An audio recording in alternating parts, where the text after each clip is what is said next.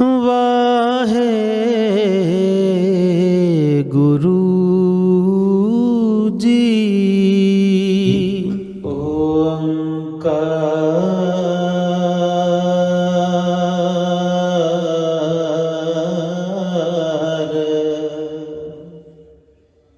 ਇੱਕ ਓੰਕਾਰ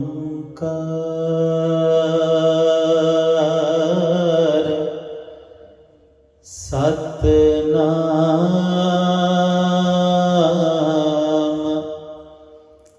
ਕਰਤਾ ਪੁਰਖ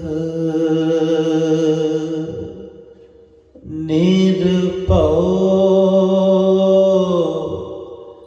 ਨਿਰਵੈਰ ਅਕਾਲ ਮੂਰਤ ਅਜੂਨੀ ਸੈਭੰ ਗੁਰ ਪ੍ਰਸਾਦ ਗੁਰ ਪ੍ਰਸਾਦ ਜਪ ਆਦ ਸਚ ਜੁਗਾਦ ਸਚ ਹੈ ਪੀ ਸਚ ਨਾਨਕ ਹੋਸੀ ਪੀ ਸਚ ਆਦ ਗੁਰੂ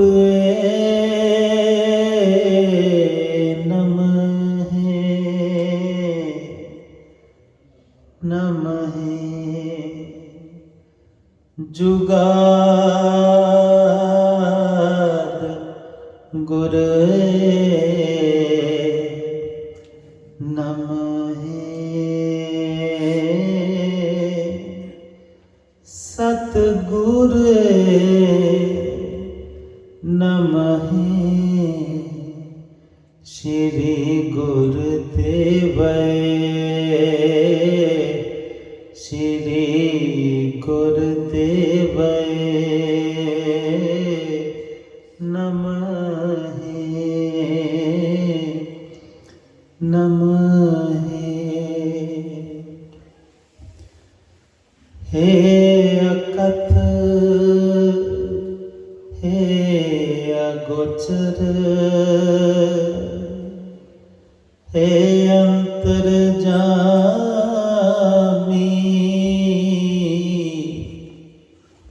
ਹੇ ਨਾਥ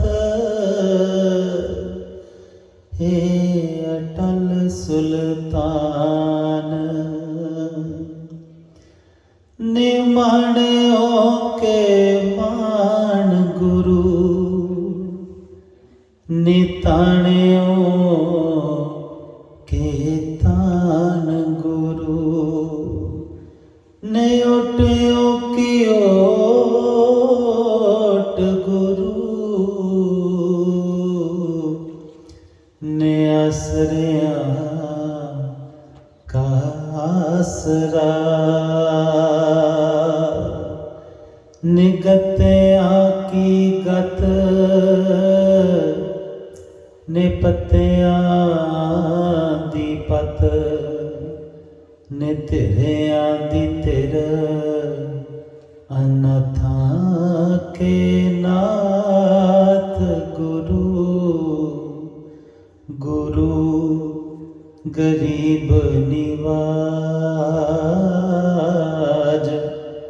ਧੰਨ ਧੰਨ ਗੁਰੂ ਗ੍ਰੰਥ ਸਾਹਿਬ ਜੀਓ। ਤੂੰ ਮੇਰਾ ਪਿਤਾ ਤੂੰ ਹੈ ਮੇਰਾ ਮਾਤਾ ਤੂੰ ਮੇਰਾ ਬੰਧਪ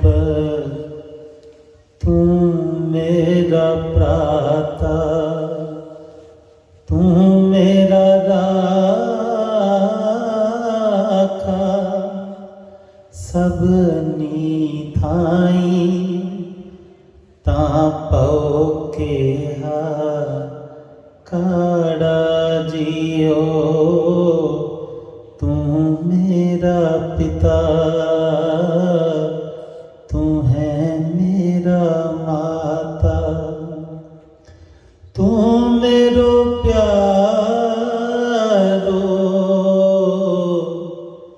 ता कैसी भूखा तू मन वसया लगे ना दुखा तू मेरो प्यारो तू मेरो प्यारो ता कैसी भूखा।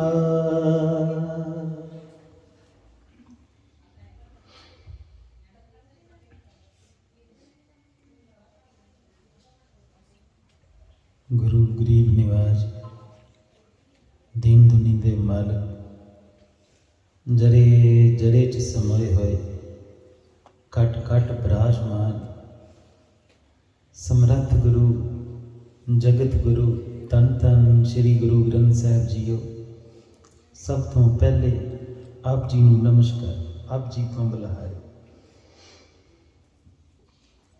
आप जी दे सोहणे चरनां दे विच आ जुड़ी आप जी दा ही रंग गुरु प्यारी साध संगत जीओ।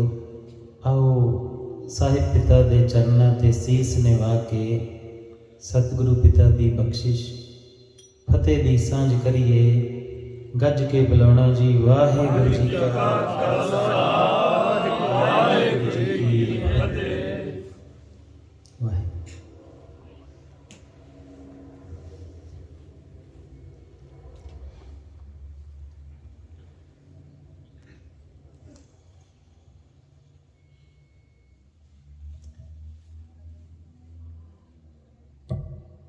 ए साहिब बा कमाल है।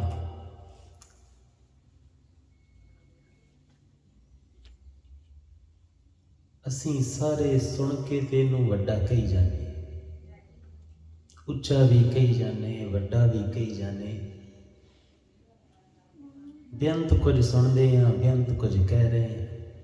जिवें सतगुरु कहंदे ने ना, सुन वड्डा आखै सब कोई, सब कह रहे ने तेनू वड्डा है पिता, पर केवड वड्डा ये किड्डा क वड्डा है, ये डीठा होए वेखिया पता लगेगा किड्डा क वड्डा है। जदों रोज नितनेम दे विच शब्द पढ़ी दे ने ना ते एक जोदरी, एक तड़फ, एक कूक हमेशा उठदी हुंदी सी कि सतगुरु पिता जीवन दे बड़े साल गुजर गए, दिन गुजर गए, अजे ते डिठा नहीं, अजे ते वो घड़ी नहीं आई, अजे ते देखना ते तेनू दूर, अजे ते अंदर वो तड़फ ही नहीं बनी जिहड़ी तेनू पुकार सके कि तू चाहिए। अजे धन नाल प्रीत बनी है, माया नाल बनी है, बुराइयां नाल भी बनी है, पर तेरे नाल अजे ही प्रीत अजे नहीं बनी। अजे कहण नूं मैं लोकां नूं दसदा है कि मैं सिख हाँ, पर तेरे तो सिखण दी कला अजे मेरे च नहीं पैदा हुई। तेरा एक एक हुक्म, तेरा एक एक बोल जिहड़ा है ना, वो मेरे जीवन दा आधार होवे। एक एक जिहड़ा तेरा हुक्म है, एक एक शब्द जिहड़ा है तेरा शब्द स्वरूप है ना, वो मेरी मत होवे। मैं उदां सोचां, मैं उदां व्यवहार करां। जो सतगुरु सच्चे पातशाह तुसीं कह रहे हो ना, वो मेरे जीवन दे कर्मां चों झलकदा होवे। मेरे कर्मां चों मेरे नानक दी महक आउंदी होवे, मेरे कर्मां चों मेरी सिੱਖੀ दी महक आउंदी होवे। ते तड़फ उठना के सतगुरु पिता अजे नहीं, अजे तेनू देखण दे ओ सुभाग घड़ी आई नहीं।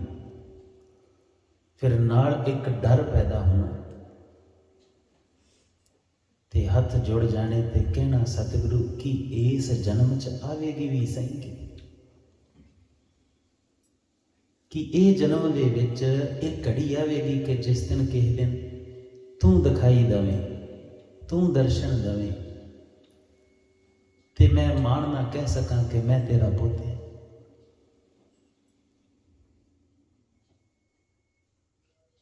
सिखी इश्क दा बात है। प्यारे नानक दे इन्ने क आश्चर्य रंग ने कि शायद आ जिहड़ी बुद्ध इन्हां इहदे नाल ते समझने ही औखी।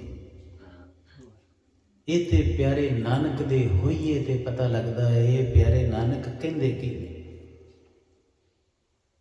हुण कई वार हैरान होने आ जदों असीं शुरू दे विच गुरबाणी दे अर्थ पढ़न लगे ना ते एक ओंकार दे बेअंत अर्थ पढ़े। बेअंत विद्वानां ने बेअंत तरह दीयां संप्रदावां वालियां ने बेअंत अर्थ कीते। किसी ने कहा वो एक के तां एक ओंकार है, किसी ने कहा वो अंगीकार करदा है, वो एक ही अंग नाल ला के सबना नूं संभालदा है, सबना च पसरदा है, इस करके एक। ते हैरानी की बात है अजे तो असी सतगुरु नानक का पहला अखर जिहड़ा एक है वो नहीं सीखिया। माफ़ कर देना, अजे माँ चों एक नज़र नहीं आया, अजे पिता चों नहीं आया, भाई चों नहीं आया, पत्नी चों नहीं आया, पति चों नहीं आया। जिस दिन एक सबना चों नज़र आउण लग पिया जां एक नूं मान ही लिया कि सबना दे विच एक दा पसारा है, एक ने ये रचना रची है, एक दे सब जी ने। रोज पढ़ते हैं ना गुरा एक देह बजाई, सबना जियां का एक दाता सो मैं विसर ना जाए। जिस दिन सबना दे विच एक दी झलक दिखी, एक दा रचना दिसी, एक दा रंग दिसिया ना, उस दिन झगड़े झमेले मुक जाने, उस दिन धोखे धड़ियां मुक जानी, उस दिन ये फसाद मुक जाने। कौन किस नाल लड़ेगा? लड़न की कोई वजह तो होनी चाहिए। जो दूजा ही कोई नहीं तो लड़ेगा कौन? फिर सतगुरु का वो रंग बनेगा बुरा भला, कहो किसनू कहिए सगले जी तुम्हारे। दस ना किनू बुरा कहिए, सारे ही तेरे ने, बुरा किसनू कहिए। ये बड़ी आश्चर्य बात है कि अवतारी पुरुषां ने, उस परमेश्वर ने बेअंत अवतार धारण किए। ये रचना नूं रचिया, रचना नूं समझाउण दी खातर बेअंत अवतारां नूं भेजिया। फिर एक दिन वो मेहर दे घर विच आया, दया दे घर विच आया ते आप गुरु बन के, आप नानक बन के इस जगत ते जिहड़ा है वो प्रगट होया। इस करके अवतरण नहीं होया, अवतार नहीं होया। अवतार होना किसी का आउणा हुंदा, अवतरण होया है कोई आया है, किसी की आमद हुई है। सतगुरु नानक प्रगटिया ते प्रगट वो हो सकता है जिहड़ा हर जगह ते उस जगह ते पहला मौजूद होवे। उन्होंने आउणा नहीं पैंदा किते, जिहड़ा हर जगह ते मौजूद होवे प्रगट वो ही हो सकता। इस करके ये शब्द ने सतगुरु नानक प्रगटिया मिटी धुंध जग चानण। महात्मा बेअंत महात्मावां अवतारां तो बाद दे विच मुसलमान धर्म दे बानी होए मुहम्मद साहब, उन्होंने एक बात कही। वो कहते कि वो आखिरी अवतार ने, उन्होंने तो बाद अवतार नहीं होएगा। वो इस दुनिया ते आखिरी अवतार ने। इस करके मुसलमान उन्होंने तो बाद किसी नूं पैगंबर मानते नहीं। वो कहते आखिरी पैगंबर जिहड़ा है मुहम्मद है, उस तो बाद कोई पैगंबर नहीं है। सानू एक बार मुसलमान विद्वान मिलिया, कहन लगा कि तुसी मुहम्मद की बात नूं सच मानते हो? क्या बिल्कुल मानते। जिहड़ा उस प्यारे दा रसूल होवे, ਰਸੂਲ ਹੈ ਨਾ, ਉਹਦੀ ਬਾਤ ਨੂੰ ਝੁਠਲਾਇਆ ਕਿਵੇਂ ਜਾ ਸਕਦਾ ਹੈ? ਸੱਚ ਮੰਨਦੇ ਤੇ ਕਹਿਣ ਲੱਗੇ ਫਿਰ ਗੁਰੂ ਨਾਨਕ ਪੈਗੰਬਰ ਕਿਵੇਂ ਹੋਣਗੇ? ਜੇ ਮੰਨਦੇ ਹੋ ਤੇ ਫਿਰ ਗੁਰੂ ਨਾਨਕ ਪੈਗੰਬਰ ਨਹੀਂ ਹੋ ਸਕਦੇ। ਫਿਰ ਗੁਰੂ ਨਾਨਕ ਨੂੰ ਕਿਉਂ ਮੰਨਦੇ ਹੋ? ਮੁਹੰਮਦ ਨੂੰ ਮੰਨੋ। ਤੇ ਅਸੀਂ ਹੱਸਣ ਲੱਗ ਪਏ ਤੇ ਕਹਿੰਦੇ ਹੱਸਦੇ ਕਿਉਂ? ਤੇ ਹੀ ਹੱਸ ਕੇ ਕਿਹਾ ਕਿ ਅਜੇ ਤੇ ਤੂੰ ਵੀ ਮੁਹੰਮਦ ਨੂੰ ਨਹੀਂ ਮੰਨਦਾ। ਜੇ ਮੁਹੰਮਦ ਨੂੰ ਸਮਝ ਲੈਂਦਾ, ਮੁਹੰਮਦ ਸਾਹਿਬ ਨੂੰ ਸਮਝ ਲੈਂਦਾ ਤੇ ਤੈਨੂੰ ਇਹ ਕਹਿਣ ਦੀ ਜ਼ਰੂਰਤ ਹੀ ਨਹੀਂ ਸੀ ਪੈਣੀ। ਇਹ ਬਿਲਕੁਲ ਸੱਚ ਹੈ ਕਿ ਮੁਹੰਮਦ ਤੋਂ ਬਾਅਦ ਕੋਈ ਪੈਗੰਬਰ ਨਹੀਂ ਹੋਇਆ। ਇਸ ਕਰਕੇ ਗੁਰੂ ਨਾਨਕ ਪੈਗੰਬਰ ਵੀ ਨਹੀਂ ਨੇ। ਪਿਆਰੇ ਨਾਨਕ ਦਾ ਬੜਾ ਅਚਰਜ ਰੂਪ ਹੈ।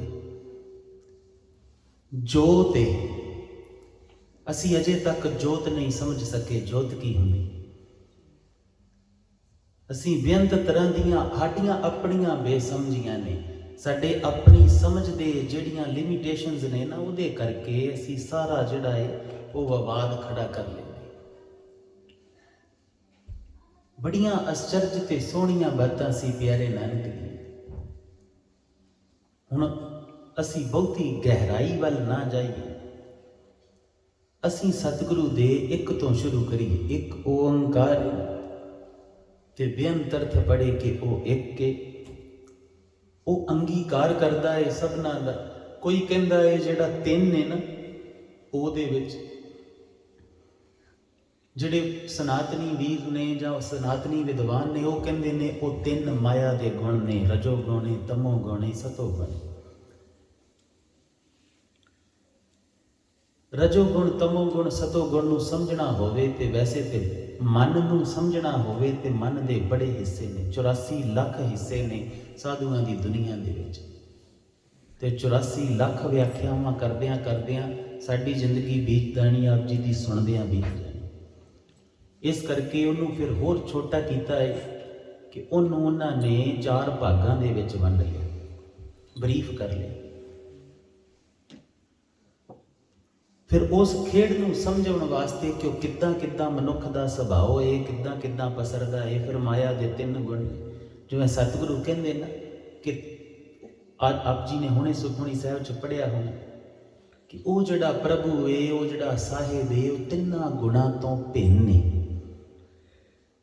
ਉਹ 3 ਗੁਣ ਤੋਂ ਭਿੰਨ ਨੇ। ਉਹ ਇਹਨਾਂ 3 ਚ ਨਹੀਂ ਆਉਂਦਾ। ਜਦੋਂ ਤੁਸੀਂ ਕਲਗੀਧਰ ਮਹਾਰਾਜ ਦੇ ਸਵਈਏ ਪੜ੍ਹਦੇ ਹੋ ਨਾ, ਤੇ ਸਤਿਗੁਰੂ ਪਹਿਲੇ ਨੰਬਰ ਤੇ ਸਤੋ ਗੁਣਾਂ ਵਾਲਿਆਂ ਨੂੰ ਰੱਖਦੇ।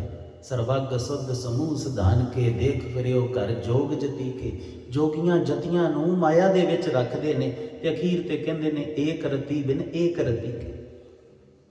ਇਹ ਸਾਧੂਆਂ ਦੀ ਬਾਤ ਚੱਲਦੀ ਪਈ, ਸੰਤਾਂ ਦੀ ਬਾਤ ਚੱਲਦੀ ਪਈ। ਸੰਤ ਤੇ ਸਾਧੂ ਵੀ ਜਿਸ ਦਿਨ ਉਹ 3 ਗੁਣਾਂ ਤੋਂ ਪਾਰ ਜਾਂਦੇ ਨੇ, ਫਿਰ ਉਹ ਪਰਮੇਸ਼ਰ ਆਪ ਬਚਦਾ ਹੈ। ਫਿਰ ਇਹਦੀ ਖੇਡ ਨੂੰ ਵੀ ਸਮਝ ਲੈਣਾ। ਇੱਕ ਆਪ ਜੀ ਨੂੰ ਛੋਟੀ ਜੀ ਬਾਤ ਸਮਝਾਉਂਦੇ ਹਾਂ। ਮਨਮਤ ਤੇ ਗੁਰਮਤ ਦਾ ਇੱਕ ਛੋਟਾ ਜਿਹਾ ਉਦਾਹਰਨ ਹੈ, ਅਸੀਂ ਖੁਦ ਜੀਵਨ ਤੇ ਹੰਡਾਇਆ ਹੈ। ਉਹ ਆਪ ਜੀ ਦੀ ਝੋਲੀ ਪਾ ਕੇ ਜਾਂਦੇ। ਪਿਆਰੇ ਨਾਨਕ ਨੇ ਬੜਾ ਸੋਹਣਾ ਸਮਝਾਇਆ ਸੀ ਕਿਸੇ ਸਮੇਂ। ਅਸੀਂ ਜਿਸ ਸਮਾਜ ਦੇ ਵਿੱਚ ਵੱਡੇ ਹੋਏ ਨਾ, ਇਹ ਸਰੀਰ ਵੱਡਾ ਹੋਇਆ ਇਹ ਕਹਿ ਲਓ, ਕਿਉਂਕਿ ਤੁਸੀਂ ਤੇ ਪਹਿਲਾਂ ਹੀ ਬੜੇ ਵੱਡੇ। ਇਹ ਸਰੀਰ ਵੱਡਾ ਹੁੰਦਾ ਹੈ, ਸਰੀਰ ਲੰਬਾ ਹੁੰਦਾ ਹੈ, ਸਰੀਰ ਬਿਰਧ ਹੁੰਦਾ ਹੈ, ਸਰੀਰ ਜਵਾਨ ਹੁੰਦਾ ਹੈ। ਤੁਸੀਂ ਨਾ ਬਿਰਧ ਹੁੰਦੇ ਹੋ, ਨਾ ਜੰਮਦੇ ਹੋ, ਨਾ ਮਰਦੇ ਹੋ। ਉਹ ਵੱਖਰੀ ਗੱਲ ਹੈ ਕਿ ਅਸੀਂ ਆਪੇ ਨੂੰ ਪਹਿਚਾਣਿਆ ਨਹੀਂ ਹੈ, ਪਿਆਰੇ ਨਾਨਕ ਨੂੰ ਪੁੱਛਿਆ ਨਹੀਂ ਹੈ ਕਿ ਮੈਂ ਹਾਂ ਕੌਣ। ਵਾਪਸ ਆਈਏ, ਇਸ ਸਮਾਜ 'ਚ ਵੱਡੇ ਹੋਏ। ਇਸ ਸਮਾਜ ਦੇ ਵਿੱਚ ਇੱਕ ਰੌਲਾ ਸੀ ਕਿ ਸਾਧੂਆਂ ਸੰਤਾਂ ਦੇ ਖਿਲਾਫ ਜਿਹੜਾ ਸੀ ਨਾ, ਬੜਾ ਕੂੜ ਪ੍ਰਚਾਰ ਸੀ, ਅੱਜ ਵੀ ਹੈ। ਜਿਹਨੂੰ ਥੋੜੇ ਜਿਹੇ 4 ਸ਼ਬਦ ਪੜ੍ਹਨੇ ਆ ਜਾਂਦੇ ਤੇ ਲਿਖਣੇ ਆ ਜਾਂਦੇ ਨੇ, ਜਿਹਨੂੰ ਥੋੜੀ ਜਿਹੀ ਤਰਕ ਬੁੱਧੀ ਹੋ ਜਾਂਦੀ, ਉਹ ਸਾਧੂਆਂ ਤੇ ਸੰਤਾਂ ਦੇ ਖਿਲਾਫ ਹੋ ਜਾਂਦਾ। ਅਸੀਂ ਵੀ ਸੀ। ਹੁਣ ਇੱਕ ਹੈਰਾਨੀ ਦੀ ਬਾਤ ਹੈ, ਜਦੋਂ ਕਿਸੇ ਸਾਧੂ ਦਾ ਸ਼ਬਦ ਜਿਹੜਾ ਹੈ ਸਾਡੇ ਕੰਨ 'ਚ ਪੈਣਾ ਨਾ, ਤੇ ਅੰਦਰ ਈਰਖਾ ਆ ਜਾਣੀ, ਅੰਦਰ ਖਿਝ ਆ ਜਾਣੀ, ਕ੍ਰੋਧ ਆ ਜਾਣਾ, ਨਿੰਦਿਆ ਆ ਜਾਣੀ। ਜਦੋਂ ਸਾਧੂ ਜਾਂ ਸੰਤ ਸੁਣਨਾ ਤੇ ਸੁਰਤ ਦੇ ਵਿੱਚ ਇੱਕ ਪਿਕਚਰ ਬਣਦੀ ਹੈ, ਇੱਕ ਇਮੇਜ ਬਣਦੀ। ਕੋਈ ਵੀ ਸ਼ਬਦ ਸੁਣੋਗੇ ਇੱਕ ਇਨਸਟੈਂਟ ਉਸੇ ਵੇਲੇ ਇੱਕ ਇਮੇਜ ਆਪ ਜੀ ਦੇ ਦਿਮਾਗ 'ਚ ਆਉਂਦੀ, ਉਹ ਆ ਜਾਣੀ। ਚਾਰ ਕਚੋਲੇ ਵਾਲੇ ਬਾਬੇ ਹੁੰਦੇ ਜਿਹੜੇ ਪਖੰਡ ਕਰਦੇ, ਉਹਨਾਂ ਦੀ ਝੱਟ ਆ ਜਾਣੀ। ਕਿਸੇ ਨੇ ਸਾਧੂ ਸ਼ਬਦ ਬੋਲਣਾ, ਉਸੇ ਵੇਲੇ ਸੁਰਤ ਦੇ ਵਿੱਚ ਉਹ ਇਮੇਜ ਬਣਨੀ। ਜਿਸ ਸਮਾਜ 'ਚ ਵੱਡੇ ਹੋਏ ਹਾਂ ਉਹਦੇ 'ਚ ਇਹ ਨਫ਼ਰਤ ਸੀ, ਉਹ ਨਫ਼ਰਤ ਸਾਡੇ 'ਚ ਵੀ ਸੀ। ਤੇ ਹੋਣਾ ਕੀ, ਅੰਦਰ ਖਿਝ ਆਉਣੀ, ਅੰਦਰ ਕ੍ਰੋਧ ਆਉਣਾ, ਅੰਦਰ ਨਿੰਦਿਆ ਵੀ ਆਉਣੀ, ਤੜਫ ਉੱਠਣਾ। ਤੇ ਸਾਨੂੰ ਯਾਦ ਏ, ਜਦੋਂ ਬਿਜ਼ਨਸ ਦੀ ਪੜ੍ਹਾਈ ਕਰਕੇ ਥੋੜਾ ਸਮਾਂ ਮਿਲਿਆ ਤੇ ਅਸੀਂ ਇੱਕ ਪਿੰਡ ਵਾਲੇ ਘਰ ਦੇ ਵਿੱਚ ਚਲੇ ਗਏ। ਗੁਰੂ ਮਹਾਰਾਜ ਦਾ ਉੱਥੇ ਪ੍ਰਕਾਸ਼ ਕਰ ਲਿਆ। ਗੁਰੂ ਮਹਾਰਾਜ ਕੋਲ ਬੈਠੇ ਰਹਿਣਾ, ਗੱਲਾਂ ਕਰਦੇ ਰਹਿਣਾ, ਪੁੱਛਦੇ ਰਹਿਣਾ, ਸਤਿਗੁਰੂ ਇਹ ਜੀਵਨ ਦਾ ਮਤਲਬ ਕੀ ਹੈ? ਧੋਖਾ ਜਿਹਾ ਦੇਈ ਜਾਂਦੇ ਆ ਇੱਕ ਦੂਜੇ ਨੂੰ, ਕਿਸੇ ਨੂੰ ਆਪਣਾ ਕਹੀ ਜਾਂਦੇ ਆ। ਜਦੋਂ ਉਹ ਕੋਈ ਬਾਤ ਕਹਿੰਦਾ ਏ ਜਿਹੜੀ ਮੇਰੇ ਕੰਮ ਦੀ ਨਹੀਂ, ਉਹ ਬਗਾਨਾ ਲੱਗਦਾ। ਇਹ ਮਤਲਬ ਕੀ ਹੈ? ਪਖੰਡੀ ਕਰਨਾ ਹੈ। ਇਹ ਕਿਉਂ ਬਣਾਇਆ ਹੈ? ਇਹਦੀ ਵਜ੍ਹਾ ਕੀ ਹੈ? ਬੇਅੰਤ ਸਵਾਲ ਸੀ ਜਿਹੜੇ ਸਤਿਗੁਰੂ ਤੋਂ ਪੁੱਛਦੇ ਰਹੇ। ਤੇ ਇੱਕ ਦਿਨ ਕੀ ਹੋਇਆ, ਪੁੱਛਦਿਆਂ ਇੱਕ ਦਿਨ ਜਾਪ ਕਰਦੇ ਸੀ। ਤੇ ਜਦੋਂ ਸਤਿਗੁਰੂ ਕੋ ਬੈਠੇ ਸਹਿਜ ਜਾਪ ਕਰਦੇ ਸੀ ਤੇ ਸਤਿਗੁਰੂ ਸਾਧੂ ਦੀ ਸੰਤ ਦੀ ਮਹਿਮਾ ਬਹੁਤ ਕਰੋ। ਸਤਿਗੁਰੂ ਕਹਿਣ ਕਿ ਸੰਤ ਜਿਹੜਾ ਹੈ ਉਹ ਪਰਮੇਸ਼ਰ ਦਾ ਰੂਪ ਹੁੰਦਾ ਹੈ। ਸਤਿਗੁਰੂ ਕਹਿਣ ਸਾਧੂ ਬੜਾ ਉੱਚਾ ਹੁੰਦਾ ਹੈ। ਅਸੀਂ ਅਟਕ ਗਏ, ਰੁਕ ਗਏ, ਫਤਿਹ ਬੁਲਾਈ, ਥੋੜਾ ਸਾਈਡ ਤੇ ਹੋ ਕੇ ਬਹਿ ਗਏ, ਹੱਥ ਜੋੜੇ ਤੇ ਗੁਰੂ ਮਹਾਰਾਜ ਨੂੰ ਕਹਿਣ ਲੱਗੇ, ਸਤਿਗੁਰੂ ਤੇਰੇ ਵਿਚਾਰਾਂ 'ਚ ਤੇ ਮੇਰਿਆਂ 'ਚ ਫਰਕ ਬਹੁਤ ਹੈ। ਮੇਰੀ ਸੁਰਤ ਦੇ ਵਿੱਚ ਸਾਧੂਆਂ ਪ੍ਰਤੀ ਨਫ਼ਰਤ ਬਹੁਤ ਹੈ, ਈਰਖਾ ਬਹੁਤ ਹੈ, ਪਰ ਤੁਸੀਂ ਕਹਿੰਦੇ ਹੋ ਉੱਚੇ ਬਹੁਤ ਨੇ। ਇਹ ਫਰਕ ਕਿਵੇਂ ਮਿਟੇਗਾ? ਕਿਤੇ ਨਾ ਕਿਤੇ ਮੈਂ ਗਲਤ ਹੋਵਾਂਗਾ, ਕਿਉਂਕਿ ਤੇਰੀ ਤੇ ਸੰਭਾਵਨਾ ਹੀ ਕੋਈ ਨਹੀਂ ਨਾ ਗਲਤ ਹੋਣ ਦੀ। ਮੇਰੀ ਗਲਤੀ ਹੋਏਗੀ। ਤੁਸੀਂ ਕਹਿੰਦੇ ਹੋ ਪਰਮੇਸ਼ਰ ਵਰਗੇ ਨੇ, ਮੈਂ ਕਹਿ ਰਿਹਾ ਹਾਂ ਉਹਨਾਂ ਵੱਡਾ ਧੋਖੇਬਾਜ਼ ਕੋਈ ਨਹੀਂ ਹੈ। ਇਹ ਦੋ ਵੱਖਰੀਆਂ ਨੇ। ਜੇ ਮੈਂ ਤੇਰਾ ਸਿੱਖ ਹਾਂ ਤੇ ਮੇਰੀ ਵਿਚਾਰਧਾਰਾ ਤੇਰੇ ਵਰਗੀ ਹੋਣੀ ਚਾਹੀਦੀ, ਨਾ ਕਿ ਮੇਰੇ ਵਰਗੀ ਹੋਣੀ ਚਾਹੀਦੀ। ਤੇ ਸਤਿਗੁਰੂ ਨੇ ਇੱਕ ਖੋਜ ਕਰਨ ਲਾਇਆ ਸੀ ਕਿ ਸਭ ਤੋਂ ਪਹਿਲਾਂ ਇਹ ਵੇਖ ਕਿ ਇਹ ਜਿਹੜੀ ਵਿਚਾਰ ਹੈ ਤੇਰੇ ਅੰਦਰ ਆਈ ਕਿਵੇਂ। ਇਹ ਸਾਡੀ ਇੱਕ ਮਾਇਆ ਜਿਹਨੂੰ ਕਹਿੰਦੇ ਆ ਨਾ, ਮਾਇਆ ਦੀ ਖੇਡ ਹੁੰਦੀ। ਅਸੀਂ ਖੁਦ ਹੀ ਪਹਿਲਾਂ ਇੱਕ ਜਗ੍ਹਾ ਤੇ ਇੱਕ ਲੇਬਲ ਲਾ ਲਈਏ, ਫਿਰ ਆਪ ਹੀ ਉਹਦਾ ਵਿਰੋਧ ਕਰਨ ਲੱਗ ਪਈਏ। ਮਾਇਆ ਦੀ ਦੁਨੀਆ ਇਦਾਂ ਦੀ ਹੁੰਦੀ ਹੈ, ਆਪ ਹੀ ਉਧਰ ਵੀ ਚਾਹਣਾ, ਆਪ ਵੀ ਉਧਰ ਹੀ ਚਾਹਣਾ। ਆਪ ਹੀ ਜਿਹੜਾ ਹੈ ਉਹ ਛਾਂ ਨੂੰ ਮੰਗ ਲੈਣਾ ਹੈ, ਆਪ ਹੀ ਧੁੱਪ ਦੀ ਜਿਹੜੀ ਹੈ ਉਹ ਵਿਰੋਧਤਾ ਕਰੀ ਜਾਣੀ। ਇਹ ਭੁੱਲੀ ਜਾਣਾ ਕਿ ਇਹਦਾ ਹੀ ਰੂਪ ਹੈ। ਨੌਜਵਾਨਾਂ ਦੀ ਦੁਨੀਆ ਦੇ ਵਿੱਚ ਉਹ ਕਹਿਣਗੇ, ਜਿਵੇਂ ਭਗਤ ਜੀ ਮੰਗਦੇ ਨਾ ਘਰ ਕੀ ਹਣ ਚੰਗੀ। ਇਹ ਚੰਗੀ ਤੇ ਮੰਗਦੇ ਨੇ, ਪਰ ਨਾਲ ਸੋਹਣੀ ਵੀ ਮੰਗਦੇ ਨੌਜਵਾਨ ਜਿਹੜੇ ਹੁੰਦੇ। ਇਹ ਕਹਿੰਦੇ ਇਦਾਂ ਦੀ ਹੋਵੇ ਕਿ ਲੋਕ ਲੰਘਦੀ ਹੋਵੇ, ਬੈਠੀ ਹੋਵੇ, ਲੋਕ ਵੇਖਣ। ਤੇ ਫਿਰ ਜਦੋਂ ਲੋਕ ਵੇਖਦੇ ਨੇ ਫਿਰ ਕਲਪਦੇ ਵੀ ਨੇ। ਆਪ ਹੀ ਮੰਗਦੇ ਨੇ, ਆਪ ਹੀ ਵਿਰੋਧ ਹੋ ਜਾਂਦਾ। ਆਪ ਹੀ ਗੱਡੀਆਂ ਮੰਗਦੇ ਨੇ ਵੱਡੀਆਂ ਕਿ ਮੇਰੇ ਕੋਲ ਵੱਡੀਆਂ ਗੱਡੀਆਂ ਹੋਣ, ਲੋਕ ਵੇਖਣ। ਤੇ ਜਦੋਂ ਲੋਕ ਵੇਖਦੇ ਨੇ ਤੇ ਫਿਰ ਸੁਭਾਵਕ ਹੈ ਕਿਸੇ ਨੂੰ ਸਾੜਾ ਵੀ ਹੋਣਾ, ਜੈਲਸੀ ਵੀ ਹੋਣੀ, ਕਿਸੇ ਦਾ ਲੋਭ ਵੀ ਜਾਗਣਾ, ਕਿਸੇ ਨੇ ਮੰਗਣਾ ਵੀ ਹੈ। ਇਹ ਤੇ ਨਾਲ ਹੀ ਆਉਣਾ ਇਹਦੇ। ਫਿਰ ਉਹਦੇ ਵਿਰੋਧ ਵੀ ਹੋ ਜਾਂਦੇ, ਫਿਰ ਕਲਪੀ ਵੀ ਜਾਂਦੇ। ਲੋਕ ਇਦਾਂ ਕਰਦੇ ਨੇ ਵੀ ਭੋਲਿਆ ਤੂੰ ਹੀ ਤੇ ਮੰਗ ਰਿਹਾ ਹੈ, ਦੂਜਾ ਥੋੜੀ ਨਾ ਹੈ ਕੋਈ। ਫਿਰ ਮਨ ਦੀ ਬੜੀ ਅਚਰਜ ਬਾਤ ਹੈ। ਕਈ ਵਾਰ ਗੁਰਸਿੱਖਾਂ ਨੂੰ ਇਹ ਬਾਤ ਦੱਸਦੇ ਹੋਏ ਹੱਸਦੇ ਹੁੰਦੇ ਅਸੀਂ ਕਿ ਅਸੀਂ ਸਾਰੇ ਸੋਚਦੇ ਹਾਂ ਅੰਮ੍ਰਿਤ ਵੇਲੇ ਉੱਠਿਆ ਕਰਨਾ, ਰਾਤ ਨੂੰ ਅਰਦਾਸਾਂ ਕਰਦੇ ਹਾਂ, ਅਲਾਰਮ ਲਾਉਂਦੇ ਹਾਂ, ਸਵੇਰੇ ਅੰਮ੍ਰਿਤ ਵੇਲਾ ਹੁੰਦਾ। ਉਹ ਪਿਆਰਾ ਸਤਿਗੁਰੂ ਜਿਹੜੀ ਅੰਦਰ ਚੇਤਨਾ ਰੂਪ ਬਣਿਆ ਹੈ ਨਾ, ਉਹ ਉਠਾ ਦਿੰਦਾ। ਕਈ ਵਾਰ ਬਿਨਾਂ ਅਲਾਰਮ ਤੋਂ ਵੀ ਉਠਾ ਦਿੰਦਾ। ਤੇ ਫਿਰ ਹੀ ਕਹਿ ਜਾਂਦੇ ਥੋੜਾ ਕੁ ਚਿਰ ਮਨ ਜਿਹੜਾ ਹੈ, ਕਈ ਬਹਿ ਜਾਂਦੇ ਉੱਠ ਕੇ ਨਾਮ ਜਪਣ ਲੱਗ ਪੈਂਦੇ ਬੋਲ ਕੇ। ਤੇ ਮਨ ਕਹਿੰਦਾ ਹੈ ਬੋਲ ਕੇ ਕਰਨਾ ਜ਼ਰੂਰੀ ਥੋੜੀ ਹੈ, ਮਨ 'ਚ ਕਰ ਲੈ। ਫਿਰ ਮਨ 'ਚ ਕਰਨ ਲੱਗ ਪੈਂਦੇ। ਜਦੋਂ ਮਨ 'ਚ ਕਰਨ ਲੱਗ ਪੈਂਦੇ ਫਿਰ ਮਨ ਅਗਲੀ ਬਾਤ ਕਹਿ ਦਿੰਦਾ ਕਿ ਲੰਮੇ ਪੈ ਕੇ ਵੀ ਤੇ ਨਾਮ ਜਪਿਆ ਹੀ ਜਾ ਸਕਦਾ। ਫਿਰ ਲੰਮੇ ਪੈ ਜਾਂਦੇ। ਫਿਰ ਪਤਾ ਉਦੋਂ ਲੱਗਦਾ ਜਦੋਂ ਘਰਾੜੇ ਵੱਜਣੇ ਸ਼ੁਰੂ ਹੋ ਜਾਂਦੇ। ਫਿਰ ਉੱਠਦੇ ਆ, ਫਿਰ ਕਲਪਨਾ ਸ਼ੁਰੂ ਕਰ ਦਿੰਦੇ ਕਿ ਇਹ ਕੀ ਹੋਇਆ, ਮੈਂ ਸੌਂ ਕਿੱਦਾਂ ਗਿਆ। ਕਿਉਂਕਿ ਦੋਵੇਂ ਚੀਜ਼ਾਂ ਅਸੀਂ ਹੀ ਮੰਗ ਰਹੇ ਹਾਂ। ਸਾਡੀ ਹੀ ਸੁਰਤ ਏ, ਸਾਡੀ ਸੁਰਤ ਦੇ ਵਿੱਚ ਅਸੀਂ ਦੋਵੇਂ ਤਰ੍ਹਾਂ ਦੀਆਂ ਵਿਚਾਰਧਾਰਾਂ ਜਿਹੜੀਆਂ ਉਹ ਧਾਰਨ ਕੀਤੀਆਂ ਨੇ। ਸਾਡਾ ਜਿਹੜਾ ਮਨ ਨੇ ਉਹ ਚੰਗਿਆਈ ਵੀ ਚਾਹੁੰਦਾ ਏ, ਗੁਰੂ ਦੇ ਲੜ ਵੀ ਲੱਗਣਾ ਚਾਹੁੰਦਾ ਏ, ਪਰ ਉਹ ਮਾਇਆ ਵੀ ਚਾਹੁੰਦਾ ਏ। ਦੋਵਾਂ ਚੀਜ਼ਾਂ ਨੂੰ ਅਸੀਂ ਹੀ ਮਨ 'ਚ ਧਾਰਨ ਕਰਕੇ ਬੈਠੇ ਤੇ ਆਪੋ ਚੋਂ ਦੀ ਲੜੀ ਜਾਂਦੇ। ਜਦੋਂ ਅਸੀਂ ਇਸ ਨੂੰ ਸਮਝਿਆ ਤੇ ਅਸੀਂ ਦੇਖਿਆ ਕਿ ਸਾਧੂ ਸ਼ਬਦ ਜਿਹੜਾ ਹੈ ਨਾ ਉਹ ਅਸੀਂ ਹੀ ਉਹਨਾਂ ਲੋਕਾਂ ਤੇ ਲਾਇਆ ਹੈ ਜਿਹੜੇ ਪਖੰਡ ਕਰਦੇ ਨੇ, ਜਿਹੜੇ ਇਹ ਵਿਖਾਵਾ ਕਰਦੇ ਨੇ। ਅਸੀਂ ਉਹਨਾਂ ਤੇ ਪਹਿਲਾਂ ਆਪ ਹੀ ਉਹਨਾਂ ਨੂੰ ਸਾਧੂ ਦੀ ਪਦਵੀ ਦੇ ਦਿੰਦੇ, ਆਪ ਹੀ ਖਿਜੀ ਜਾਂਦੇ, ਸਾਧੂ ਇੱਦਾਂ ਕਰਦੇ, ਸਾਧੂ ਇੱਦਾਂ ਕਰਦੇ। ਉਹਨਾਂ ਨੂੰ ਸਾਧੂ ਕਹਿਣ ਦੀ ਜ਼ਰੂਰਤ ਕੀ? ਪਹਿਲੀ ਬਾਤ,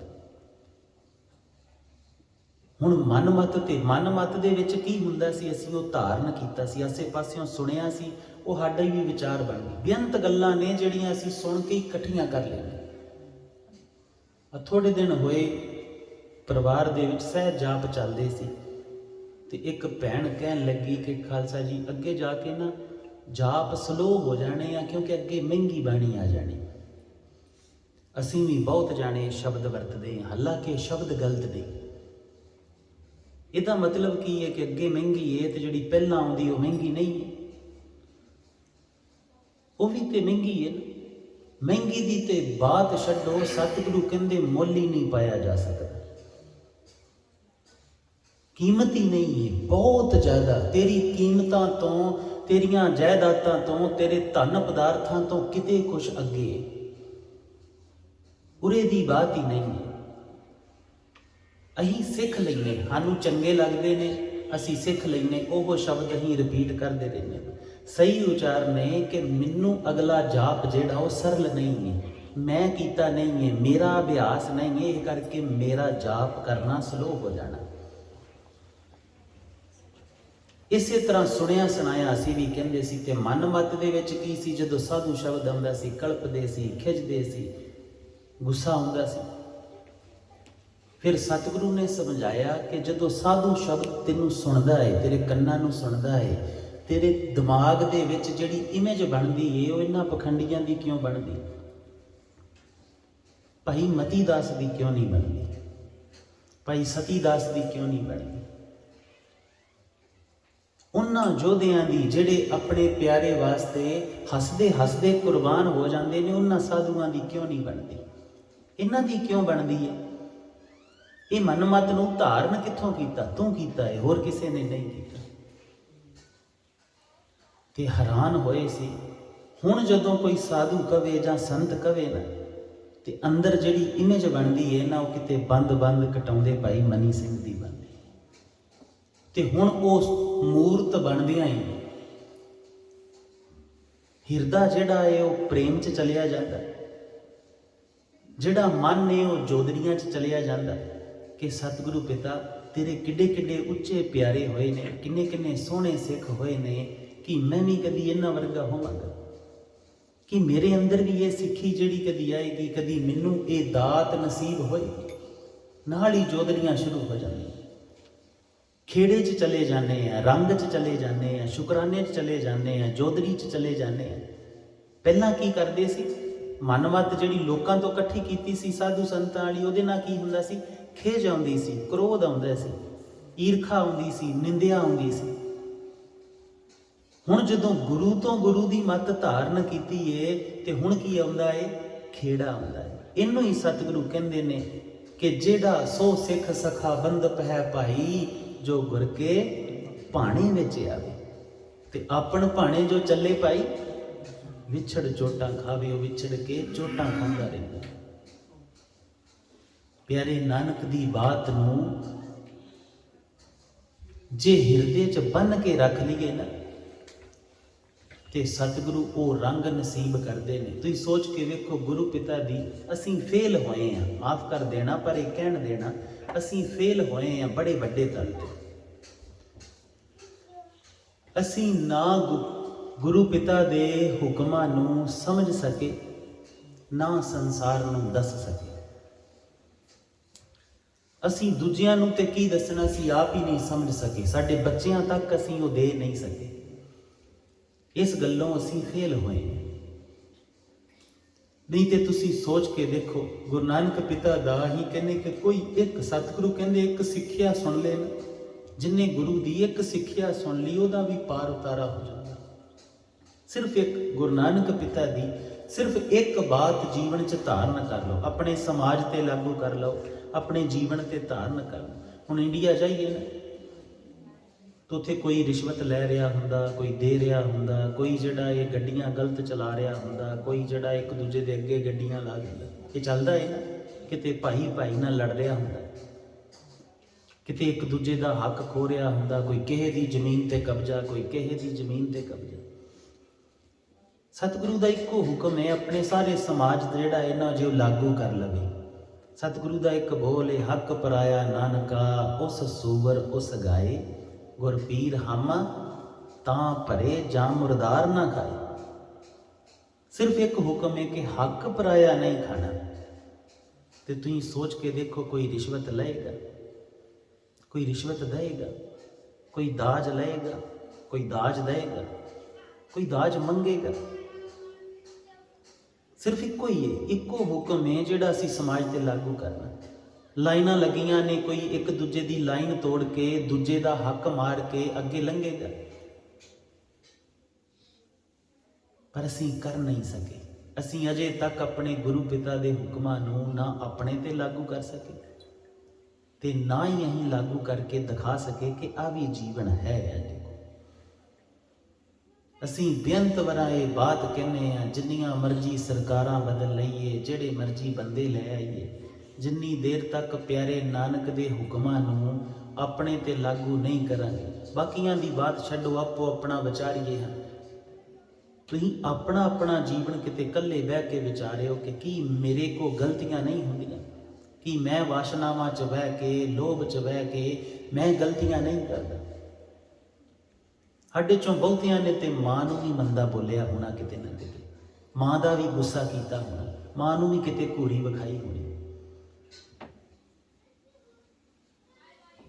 ਵਜ੍ਹਾ ਇੱਕੋ ਹੀ ਹੈ ਕਿ ਗੁਰੂ ਨਾਨਕ ਪਿਤਾ ਦੇ ਰੰਗਾਂ ਨੂੰ ਪਾਇਆ ਨਹੀਂ, ਤੇ ਪਾਉਣ ਵਾਸਤੇ ਇੱਕ ਢੰਗ ਹੈ ਜਿਹੜਾ ਆਪ ਜੀ ਨੂੰ ਦੱਸ ਕੇ ਜਾਂਦੇ। ਬੇਅੰਤ ਅਰਥ ਹੋਣਗੇ। ਕੋਈ ਕਵੇਗਾ ਰਜੋ ਗੁਣ, ਤਮੋ ਗੁਣ, ਸਤੋ ਗੁਣ, ਇਹ ਤਿੰਨ ਦਾ। ਸਤੋ ਗੁਣ ਜਿਹੜਾ ਇਹ ਹੁੰਦਾ ਜਿੱਥੇ ਸਾਧੂ ਸੰਤ ਹੁੰਦੇ ਕਿ ਉਹ ਲੈਣਾ ਕੁਝ ਨਹੀਂ ਚਾਹੁੰਦੇ, ਸੇਵਾ ਕਰਨਾ ਚਾਹੁੰਦੇ ਕਿ ਸੇਵਾ ਕੀਤੀ ਜਾਵੇ, ਸਮਾਜ 'ਚ ਰੰਗ ਹੋਵੇ, ਸੇਵਾ ਬੇਅੰਤ ਹੋਵੇ, ਪਰ ਮੰਗਦੇ ਉਹ ਵੀ ਨਹੀਂ, ਕਰਨੀ ਪੈਂਦੀ ਹੈ ਉਹਨਾਂ ਨੂੰ ਸੇਵਾ। ਫਿਰ ਰਜੋ ਗੁਣ ਹੈ ਜਿੱਥੇ ਬਹੁਤ ਮਿਹਨਤ ਕਰਦੇ। ਜਦੋਂ ਤੁਸੀਂ ਇਹਨਾਂ ਦੇਸ਼ਾਂ 'ਚ ਆਉਂਦੇ ਹੋ ਤੁਸੀਂ ਵੀ ਰਜੋ ਗੁਣੀ ਹੁੰਦੇ ਹੋ। ਕਿੰਨੇ ਕਿੰਨੇ ਘੰਟੇ ਟਰੱਕ ਚਲਾਉਣੇ, ਡਾਕਟਰ ਨੇ ਕਿੰਨੇ ਕਿੰਨੇ ਘੰਟੇ ਜੋਬਾਂ ਕਰਨੀਆਂ, ਬਿਜ਼ਨਸਮੈਨਾਂ ਨੇ ਦਿਹਾੜੀਆਂ ਕਰਨੀਆਂ, ਇਹ ਰਜੋ ਗੁਣ ਹੈ। ਰਜੋ ਗੁਣ ਵਾਲੇ ਮਨੁੱਖ ਦਾ ਇੱਕ ਸੁਭਾਅ ਹੁੰਦਾ, ਇਹ ਮੰਗਦਾ ਵੀ ਬਹੁਤ ਹੈ। ਇਹ ਪਰਮਾਤਮਾ ਤੋਂ ਬੇਅੰਤ ਦੇ ਅੰਦਰ ਮੰਗਾਂ ਹੁੰਦੀਆਂ, ਆ ਵੀ ਮਿਲੇ, ਆ ਵੀ ਇੱਦਾਂ ਹੋ ਜੇ, ਆ ਵੀ ਇੱਦਾਂ ਹੋ ਜੇ। ਪਰ ਇਹਦੀ ਇੱਕ ਬਾਤ ਹੈ ਕਿ ਇਹ ਤਮੋ ਗੁਣ ਵਾਲੇ ਨਾਲੋਂ ਖਿੱਚਦਾ ਘੱਟ ਹੈ, ਇਹ ਤਮੋ ਗੁਣ ਵਾਲੇ ਨਾਲੋਂ ਫਰਸਟ੍ਰੇਟ ਘੱਟ ਰਹਿੰਦਾ ਹੈ। ਤੇ ਜਿਹੜਾ ਸਭ ਤੋਂ ਮਾਇਆ ਦਾ ਗੁਣ ਹੈ ਨਾ, ਤਮੋ ਗੁਣ, ਉਹ 'ਚ ਬੰਦਾ ਕੁਝ ਨਹੀਂ ਕਰਦਾ, ਆਲਸੀ ਹੁੰਦਾ, ਦਲਿਦਰੀ ਹੁੰਦਾ, ਸੋਚੀ ਜਾਂਦਾ ਬਸ ਕਿ ਆਹ ਹੋ ਜੇ, ਇਲਜ਼ਾਮ ਲਾਈ ਜਾਂਦਾ, ਉਹਨੇ ਨਹੀਂ ਇੱਦਾਂ ਕੀਤਾ ਤਾਂ ਨਹੀਂ ਹੋਇਆ, ਆਹ ਇੱਦਾਂ ਨਹੀਂ ਕੀਤਾ, ਨਿਰਾ ਕਲੇਸ਼ ਦਾ ਘਰ ਹੁੰਦਾ। ਤਮੋ ਗੁਣ, ਰਜੋ ਗੁਣ ਵਾਲੇ ਵੀ ਕਦੀ ਕਦੀ ਜਿਹੜੇ ਨਾ ਉਹ ਤਮੋ ਗੁਣ 'ਚ ਚਲੇ ਜਾਂਦੇ। ਜਦੋਂ ਤੁਸੀਂ ਕਿਤੇ ਆਪਣੇ ਘਰ ਬੈਠੇ ਹੋਵੋਗੇ, ਆਲਸ ਕਰ ਰਹੇ ਹੋਵੋਗੇ, ਤੁਸੀਂ ਆਪਣਾ ਸੁਭਾਅ ਵੇਖਿਓ, ਚਿੜਚਿੜਾ ਹੋ ਜਾਂਦਾ, ਉਹ ਤਮੋ ਗੁਣ ਹੈ। ਤੇ ਗੁਰੂ ਨਾਨਕ ਮਹਾਰਾਜ ਨੇ ਸਾਨੂੰ ਗਾਉਣਾ ਦਿੱਤਾ। ਗਾਉਣ ਦੀ ਇੱਕ ਕਲਾ ਹੈ ਕਿ ਤੁਸੀਂ ਗੁਰੂ ਮਹਾਰਾਜ ਦੀ ਬਾਣੀ ਨੂੰ ਜਾਂ ਉੱਦਾਂ ਹਾਰਮੋਨੀਅਮ ਲੈ ਕੇ, ਸਾਜ਼ ਲੈ ਕੇ, ਜਿਵੇਂ ਸਤਿਗੁਰੂ ਨੇ ਸਾਨੂੰ ਰਾਗ ਵੀ ਦਿੱਤੇ ਨੇ, ਜਿਹਨੂੰ ਇਹਨਾਂ ਦਾ ਪਤਾ ਹੈ ਨਾ ਬੋਧ ਹੈ, ਤੁਸੀਂ ਲੈ ਕੇ ਬਹਿ ਜਾਣਾ। ਜਦੋਂ ਤਮੋ ਬਿਰਤੀ 'ਚ ਹੋਵੋਗੇ ਤੁਸੀਂ ਵੇਖਿਓ ਝੱਟ ਹੀ ਰਜੋ 'ਚ ਚਲੇ ਜਾਣਾ। ਆਪਣੇ ਆਪ ਦਾ ਜਿਹੜਾ ਸ਼ਿਫਟ ਹੈ ਨਾ, ਜਿਹੜਾ ਕਹਿੰਦੇ ਗੇਰ ਬਦਲਣਾ, ਇਹ ਸਤਿਗੁਰੂ ਦੇ ਰਾਗਾਂ 'ਚ ਬਹੁਤ ਹੈ, ਸਤਿਗੁਰੂ ਦੀ ਕਲਾ 'ਚ ਬਹੁਤ ਹੈ, ਸਾਜ਼ਾਂ 'ਚ ਬਹੁਤ ਹੈ। ਪਰ ਜੇ ਕਿਸੇ ਨੂੰ ਆਉਂਦਾ ਹੋਵੇ ਤੇ ਫਿਰ ਕਹਿੰਦੇ ਜਿਹੜੇ ਓਮਕਾਰ ਦੇ ਉੱਤੇ ਕਾਰ ਬਣੀ ਹੈ, ਉਹ ਕਾਰ ਹੈ, ਉਹ ਲਗਾਤਾਰ ਕੇ ਕੰਟੀਨਿਊਸ ਕੋ ਚੱਲ ਰਿਹਾ ਹੈ, ਬਸ ਉਹਦਾ ਪ੍ਰਤੀ ਜਿਹੜਾ ਹੈ ਉਹ ਸਵਰੂਪ ਹੈ। ਬੇਅੰਤ ਤਰ੍ਹਾਂ ਦੇ ਅਰਥ ਨੇ,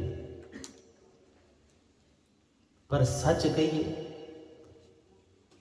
ਇੱਕ ਓਂਕਾਰ ਦਾ ਕੋਈ ਸ਼ਾਬਦਿਕ ਅਰਥ ਨਹੀਂ ਹੈ। ਜਿੰਨੇ ਮਰਜ਼ੀ ਬਣਾ ਲਓ ਤੁਹਾਡੇ ਆਪਣੇ ਨੇ, ਅਧੂਰੇ ਨੇ।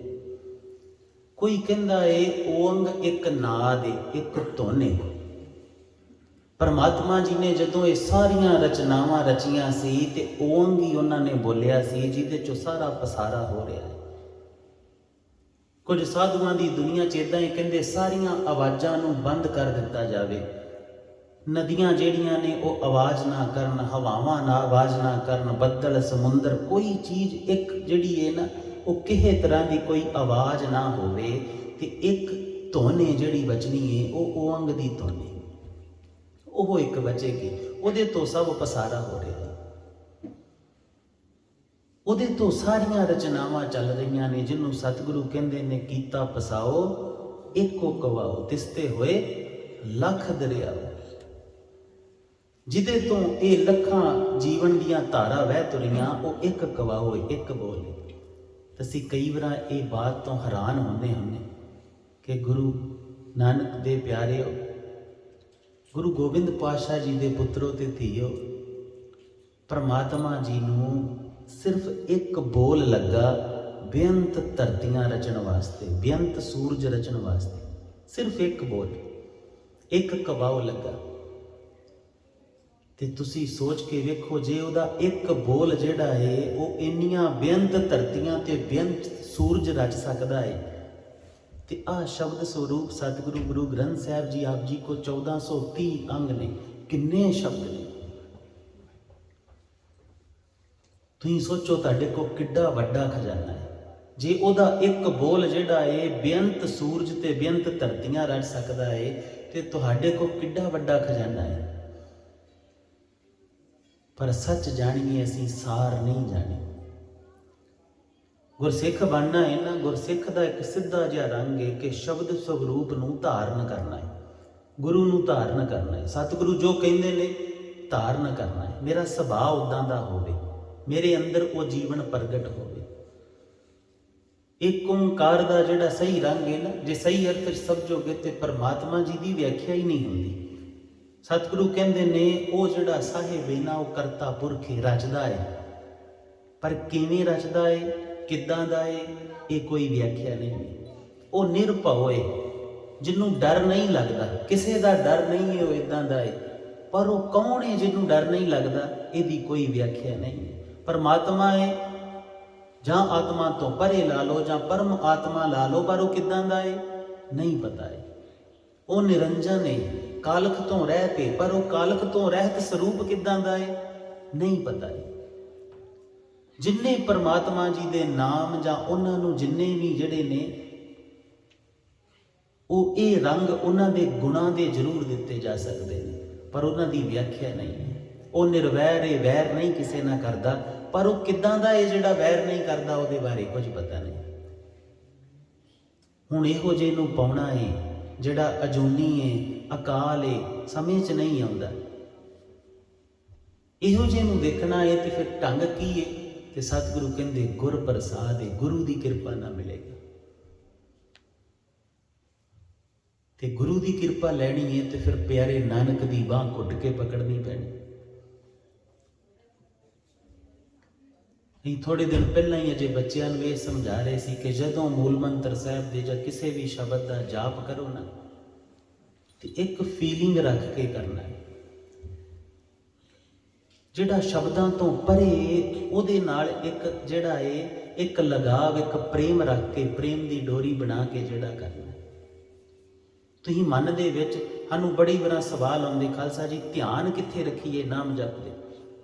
ਹੁਣ ਇੱਕ ਓਂਕਾਰ ਦਾ ਜਪ ਕਰਨਾ ਹੈ ਨਾ, ਤੇ ਧਿਆਨ ਕਿੱਥੇ ਰੱਖੀਏ?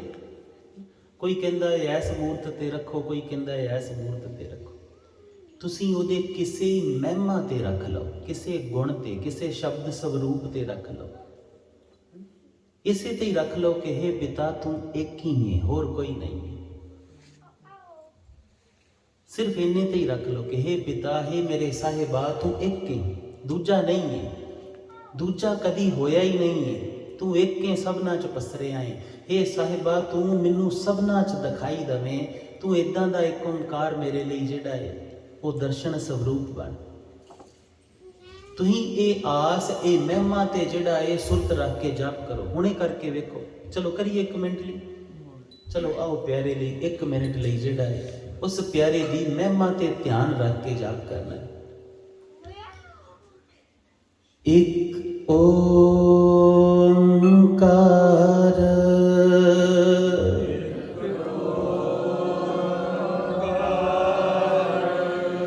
ਇੱਕ ਓਂਕਾਰ, ਇੱਕ ਓਂਕਾਰ,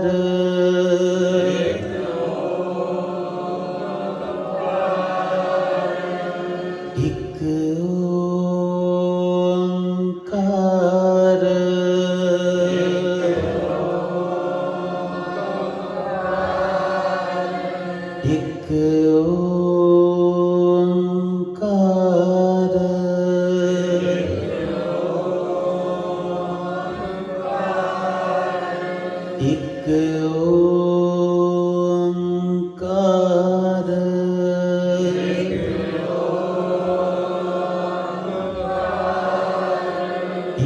ਇੱਕ ਓਂਕਾਰ, ਇੱਕ ਓਂਕਾਰ,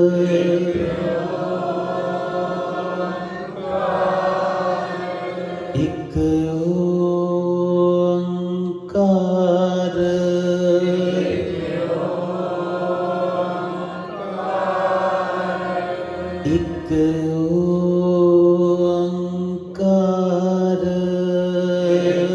ਓਂਕਾਰ, ਇੱਕ ਓਂਕਾਰ,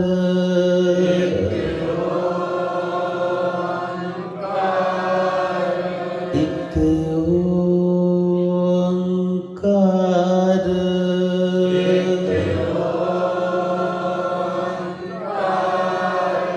ਇੱਕ ਓਂਕਾਰ,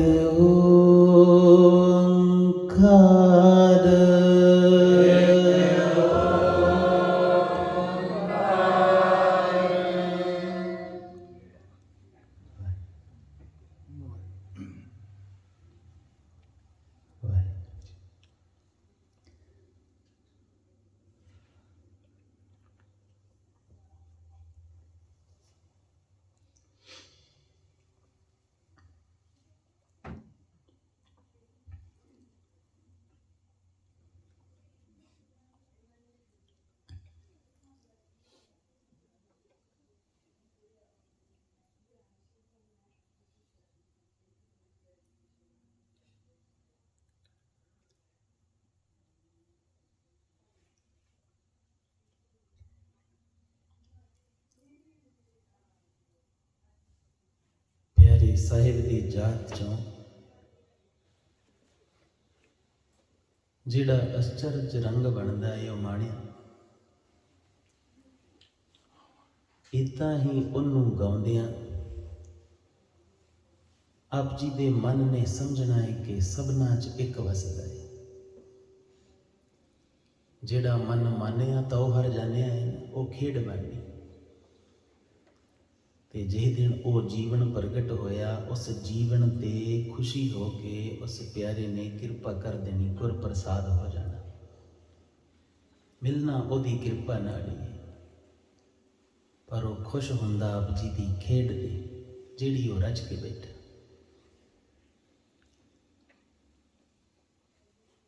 ਤਗੜੇ ਹੋ ਕੇ ਬੇਅੰਤ ਕੁਝ ਜਿਹੜਾ ਹੈ ਉਹ ਕਮਾ ਰਹੇ ਹੋ ਸਮਾਜ ਦੇ ਵਿੱਚ, ਜੀਵਨ ਦੇ ਵਿੱਚ, ਪਰਿਵਾਰ ਦੇ ਵਿੱਚ, ਪਰ ਆਪਣਾ ਆਪ ਵੀ ਕਮਾਉਣਾ ਸਭ ਤੋਂ ਜ਼ਰੂਰੀ ਹੈ। ਹੌਲੀ ਹੌਲੀ ਆਪਣੇ ਕਲਗੀਆਂ ਵਾਲੇ ਮਹਾਰਾਜ ਦੇ ਸਾਹਿਬਜ਼ਾਦੇ ਬਣ ਜਾਣਾ। ਜੇ ਦਿਨ ਇੱਕ ਦੀ ਰਚਨਾ ਚੋਂ ਸਭ ਕੁਝ ਅਸੀਂ ਕਦੀ ਕਿਸੇ ਨੂੰ ਨਹੀਂ ਕਹਿੰਦੇ ਕਿ ਭਾਈ ਤੂੰ ਅੰਮ੍ਰਿਤ ਛਕ ਲੈ, ਭਾਈ ਤੂੰ, ਅਸੀਂ ਨਾ ਡਾਇਰੀ ਲਾਈਏ ਕਿ ਕਿੰਨਿਆਂ ਨੂੰ ਅੰਮ੍ਰਿਤ ਛਕਾਇਆ। ਪਰ ਸਤਿਗੁਰੂ ਨੇ ਅਜਿਹੇ ਬੇਅੰਤਾਂ ਦੇ ਦਰਸ਼ਨ ਕਰਾ ਦਿੰਦੇ ਜਿਹੜੇ ਸੱਜਦੇ ਨੇ। ਜਿਸ ਦਿਨ ਆਪ ਜੀ ਨੂੰ ਉਹਦੇ ਅੰਮ੍ਰਿਤ ਦੀ ਮਹਿਮਾ ਪਤਾ ਲੱਗ ਗਈ, ਆਪ ਜੀ ਨੇ ਆਪੇ ਛਕ ਲੈਣਾ, ਆਪ ਜੀ ਨੇ ਰਹਿ ਹੀ ਨਹੀਂ ਸਕਣਾ। ਇਹ ਕੋਈ ਛੋਟੀ ਜੀ ਬਾਤ ਥੋੜੀ, ਇਹ ਕੋਈ ਇੰਨੀ ਸਸਤੀ ਵੀ ਨਹੀਂ ਹੈ ਵੀ ਧੱਕੇ ਨਾ ਦਿੱਤੀ ਜਾਵੇ, ਇੰਨੀ ਸਸਤੀ ਵੀ ਨਹੀਂ ਹੈ ਵੀ ਰਾਤ ਨੂੰ ਸ਼ਰਾਬ ਪੀ ਕੇ ਕੋਈ ਆਇਆ ਹੈ ਸਵੇਰੇ ਉਹਨੂੰ ਅੰਮ੍ਰਿਤ ਦੇ ਦਿਓ ਵੀ ਇਹਨੂੰ ਅੰਮ੍ਰਿਤ ਛਕਾ ਜਾਓ। ਇਹ ਇੰਨਾ ਸਸਤਾ ਜਿਹਾ ਨਹੀਂ ਹੈ, ਇਹ ਸੀਸ ਦੇ ਕੇ ਮਿਲਦਾ ਹੈ, ਇਹ ਆਪਣਾ ਆਪ ਦੇ ਕੇ ਮਿਲਦਾ ਹੈ। ਜਿਹੜਾ ਰਾਤ ਸ਼ਰਾਬ ਪੀ ਕੇ ਸਵੇਰੇ ਇਸ ਕਰਕੇ ਛਕ ਰਿਹਾ ਹੈ ਤੇ ਫਿਰ ਸ਼ਰਾਬ ਵੱਲ ਨੂੰ ਦੌੜੇਗਾ, ਉਹਨੂੰ ਅੰਮ੍ਰਿਤ ਕਦੀ ਵੀ ਨਸੀਬ ਨਹੀਂ ਹੋਣਾ, ਕਿਉਂਕਿ ਉਹਨੇ ਅੰਮ੍ਰਿਤ ਦੀ ਮਹਿਮਾ ਨੂੰ ਜਾਣਿਆ ਹੀ ਨਹੀਂ। ਤੇ ਇਸ ਸਾਹਿਬ ਦਾ ਇੱਕ ਮਹਾਰੰਗ ਹੈ, ਬੜਾ ਆਸ਼ਚर्य। ਇੱਕ ਆਪ ਜੀ ਨੂੰ ਰੰਗ ਦੀ ਬਾਤ ਦੱਸਦੇ ਪਰਮਾਤਮਾ ਜੀ ਨਾਨਕ ਜੋਤ ਬਣ ਕੇ ਜਗਤ ਨੂੰ ਸਹੀ ਰਸਤਾ ਦੇਣ ਵਾਸਤੇ, ਜਗਤ ਤੇ ਤਰਸ ਖਾ ਕੇ ਜਗਤ ਦੇ ਭਲੇ ਲਈ ਜਦੋਂ ਪ੍ਰਗਟ ਹੁੰਦੇ ਨੇ ਨਾ ਤੇ ਫਿਰ ਉਹ ਗੁਰੂ ਬਣਦੇ। ਪਰਮਾਤਮਾ ਹੀ ਹੈ, ਦੂਜਾ ਕੋਈ ਨਹੀਂ ਹੈ। ਤਾਈਨੂੰ ਸਤਿਗੁਰੂ ਕਹਿੰਦੇ ਨੇ ਨਾ ਕਿ ਗੁਰ ਪਰਮੇਸ਼ਰ ਇੱਕੋ ਜਾਣ, ਇੱਕੋ ਹੈ, ਦੋ ਨਹੀਂ ਹੈ। ਦੋ ਪ੍ਰਤੀਬਿੰਬਤ ਬਣਦੇ ਨੇ, ਬਸ ਦਿਖਾਈ ਦਿੰਦੇ ਨੇ, ਹੈਗੇ ਨਹੀਂ ਨੇ, ਇੱਕ ਹੀ ਹੈ। ਉਹ ਇੱਕ ਹੀ ਇੰਨਾ ਵਿਰਾਟ ਹੈ ਕਿ ਸਾਡੀ ਸੋਚ ਦੀ ਜਿਹੜੀ ਹੈ ਉਹ ਸੀਮਾ ਹੈ। ਅਸੀਂ ਉਹਨੂੰ ਕਿਤੇ ਜਿਹੜਾ ਹੈ ਉਹ ਪਾਲਣ ਵਾਲਾ ਵੇਖਦੇ ਹਾਂ, ਕਿਤੇ ਉਹਨੂੰ ਅਸੀਂ ਨਿਰਗੁਣ ਸਰੂਪ ਵੇਖਦੇ ਹਾਂ, ਕਿਤੇ ਸਰਗੁਣ ਵੇਖਦੇ ਹਾਂ। ਇਹ ਸਾਡਾ ਕਮੀ ਹੈ, ਸਾਡੀ ਬੁੱਧ ਦੀ ਇੱਕ ਲਿਮਟ ਹੈ, ਉੱਥੋਂ ਤੱਕ ਬਸ ਸਾਡੀ ਸਮਝ ਦੀ ਲਿਮਟ ਹੈ ਨਹੀਂ।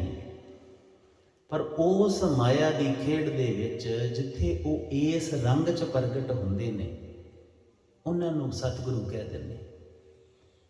ਫਿਰ ਜਦੋਂ ਆਪ ਜੀ ਚੋਂ ਕੋਈ ਗੁਰੂ ਦੇ ਇਸ਼ਕ ਦੇ ਵਿੱਚ, ਆਪਣੇ ਪਿਆਰੇ ਦੇ ਪ੍ਰੇਮ ਦੇ ਵਿੱਚ ਗੁਰੂ ਗ੍ਰੰਥ ਸਾਹਿਬ ਜੀ ਦੇ ਕੋਲ ਬਹਿੰਦਾ ਹੈ ਤੇ ਗੁਰੂ ਸਾਹਿਬ ਜੀ ਦੇ ਹੁਕਮਾਂ ਨੂੰ ਧਾਰਨ ਕਰਦਾ ਹੈ, ਕੱਲਾ ਬਹਿੰਦਾ ਨਹੀਂ ਹੈ, ਆਪਣਾ ਆਪ ਭੇਟ ਕਰਦਾ ਹੈ ਤੇ ਗੁਰੂ ਦਾ ਰੰਗ ਧਾਰਨ ਕਰਦਾ ਹੈ, ਗੁਰੂ ਕੋ ਬਖਸ਼ਿਸ਼ਾਂ ਲੈਂਦਾ ਹੈ, ਗੁਰੂ ਪਿਤਾ ਦੇ ਸ਼ਬਦਾਂ ਨੂੰ ਜੀਵਨ ਦੇ ਵਿੱਚ, ਆਪਣੇ ਹਿਰਦੇ ਦੇ ਵਿੱਚ, ਆਪਣੇ ਜੀਵਨ ਦੇ ਵਿੱਚ ਵਸਾਉਂਦਾ ਹੈ।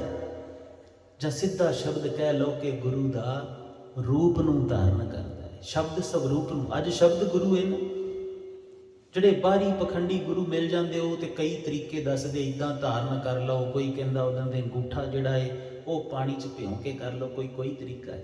ਸ਼ਬਦ ਗੁਰੂ ਨੂੰ ਧਾਰਨ ਕਰਨਾ ਹੈ ਤੇ ਫਿਰ ਕੀ ਹੱਲ ਹੈ ਕਿ ਅੰਮ੍ਰਿਤ ਦੀ ਦਾਤ ਲੈਣੀ ਤੇ ਸ਼ਬਦ ਗੁਰੂ ਨੂੰ, ਸ਼ਬਦ ਸਵਰੂਪ ਨੂੰ, ਇੱਕ ਇੱਕ ਸ਼ਬਦ ਸਵਰੂਪ ਨੂੰ ਆਪਣੇ ਅੰਦਰ ਧਾਰਨ ਕਰਨਾ। ਜੇ ਸਤਿਗੁਰੂ ਕਹਿੰਦੇ ਨੇ ਨਾ ਕਿ ਭਾਈ ਕ੍ਰੋਧ ਜਿਹੜਾ ਹੈ ਚੰਗਾ ਨਹੀਂ ਹੈ, ਕ੍ਰੋਧ ਤੇਰੇ ਪਿਆਰੇ ਦਾ ਸਵਰੂਪ ਨਹੀਂ ਹੈ, ਤੇਰੀ ਕਾਇਆ ਨੂੰ, ਤੇਰੇ ਸਰੀਰ ਨੂੰ ਗਾਲਦਾ ਹੈ, ਤੇ ਫਿਰ ਇਦਾਂ ਦੇ ਬਣਨਾ ਹੈ ਕਿ ਮੈਨੂੰ ਕ੍ਰੋਧ ਆਵੇ ਨਾ। ਹੁਣ ਜਿੰਨੇ ਜਿਹੜੇ ਮਨੁੱਖ ਨੇ ਇਹ ਅਭਿਆਸ ਨਹੀਂ ਕੀਤਾ ਤੇ ਕ੍ਰੋਧ ਤੋਂ ਪਾਰ ਨਹੀਂ ਗਿਆ, ਸੱਚ ਜਾਣਿਓ ਉਹਨੂੰ ਸ਼ੂਰਵੀਰਤਾ ਕਦੀ ਸਮਝ ਹੀ ਨਹੀਂ ਆਉਣ ਲੱਗੀ ਕਿ ਸ਼ੂਰਵੀਰਤਾ ਹੁੰਦੀ ਕੀ ਹੈ। ਉਹ ਹਮੇਸ਼ਾ ਕ੍ਰੋਧ ਨੂੰ ਹੀ ਸ਼ੂਰਵੀਰਤਾ ਦਾ ਨਾਮ ਦਿੰਦਾ ਰਹੇਗਾ, ਕਿਉਂਕਿ ਸ਼ੂਰਵੀਰਤਾ ਪਾ ਕੇ ਉਹ ਸਵਾਰਥ ਤੇ ਨਹੀਂ ਪ੍ਰਗਟ ਹੁੰਦੀ, ਉਹ ਬਖਸ਼ਿਸ਼ ਹੈ, ਉਹਦੀ ਰਹਿਮਤ ਦਾ ਇੱਕ ਬਹਾਵ ਹੈ ਤੇ ਫਿਰ ਲਗਾਤਾਰ ਬਹਾਵ ਹੈ, ਉਹ ਰੁਕਦਾ ਨਹੀਂ ਹੈ। ਪਰਮਾਤਮਾ ਜੀ ਦੇ ਜਿੰਨੇ ਗੁਣ ਨੇ, ਜਿੰਨੀਆਂ ਬਖਸ਼ਿਸ਼ਾਂ ਨੇ, ਉਹ ਇਦਾਂ ਨਹੀਂ ਹੈ ਕਿ ਹੁਣ ਆ ਗਈ ਬਾਅਦ 'ਚ ਨਹੀਂ ਆ ਰਹੀ। ਉਹ ਇਦਾਂ ਹੈ ਕਿ ਇੱਕ ਵਾਰ ਉਹ ਗੁਣ ਪ੍ਰਗਟ ਹੋ ਗਿਆ ਫਿਰ ਲਗਾਤਾਰ ਚੱਲਣਾ ਹੈ। ਜਦੋਂ ਦਇਆ ਪ੍ਰਗਟ ਹੋ ਗਈ, ਦਇਆ ਲਗਾਤਾਰ ਚੱਲਣੀ ਹੈ। ਹੁਣ ਤੁਸੀਂ ਇੱਕ ਬਾਤ ਨੂੰ ਹੈਰਾਨ ਹੋਵੋਗੇ, ਦਇਆ ਦਾ ਹੀ ਬੂਟਾ ਹੈ, ਧੌਲ ਧਰਮ ਦਇਆ ਕਾ ਪੂਤ ਹੈ ਨਾ, ਦਇਆ ਦਾ ਹੀ ਬੂਟਾ ਹੈ, ਜਿਹਨੂੰ ਪ੍ਰੇਮ ਲੱਗਣਾ ਹੈ, ਉਸੇ ਹੀ ਦਇਆ ਦੇ ਬੂਟੇ ਨੂੰ ਸਿਖਰ ਤੇ ਜਾ ਕੇ ਸੇਵਾ ਵੀ ਲੱਗਣੀ ਹੈ, ਉਸੇ ਹੀ ਸਿਖਰ ਤੇ ਜਾ ਕੇ ਉਹਨੂੰ ਸ਼ੂਰਵੀਰਤਾ ਵੀ ਲੱਗਣੀ ਹੈ। ਸ਼ੂਰਵੀਰਤਾ ਸੇਵਾ ਦਾ ਹੀ ਇੱਕ ਦੂਜਾ ਰੂਪ ਹੈ।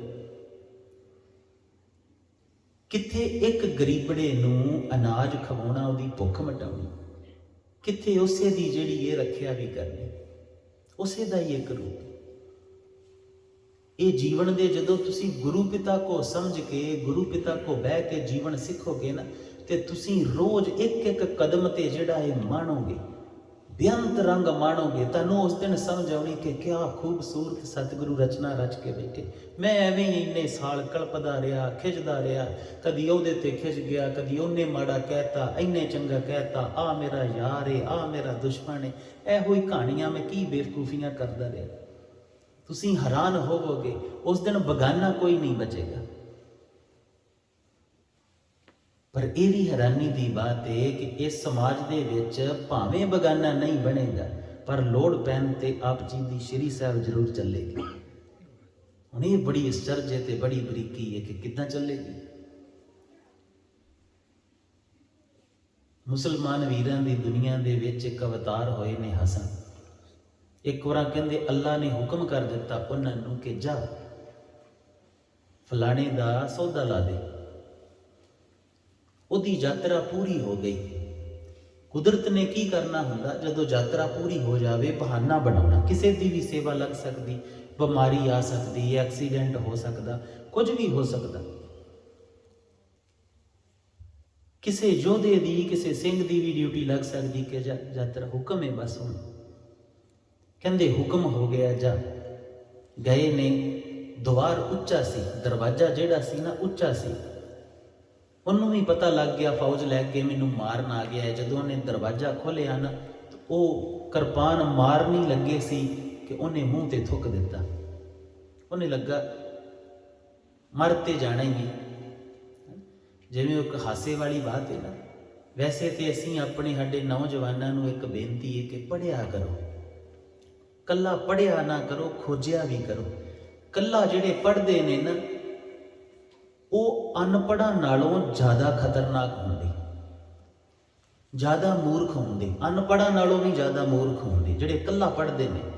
ਜਿਹੜੇ ਖੋਜਦੇ ਨੇ ਪੜ੍ਹ ਕੇ, ਉਹ ਕੀਮਤੀ ਹੁੰਦੇ। ਕੱਲਾ ਪੜ੍ਹਨ ਨਾਲੋਂ ਅਨਪੜ੍ਹ ਚੰਗਾ ਹੈ।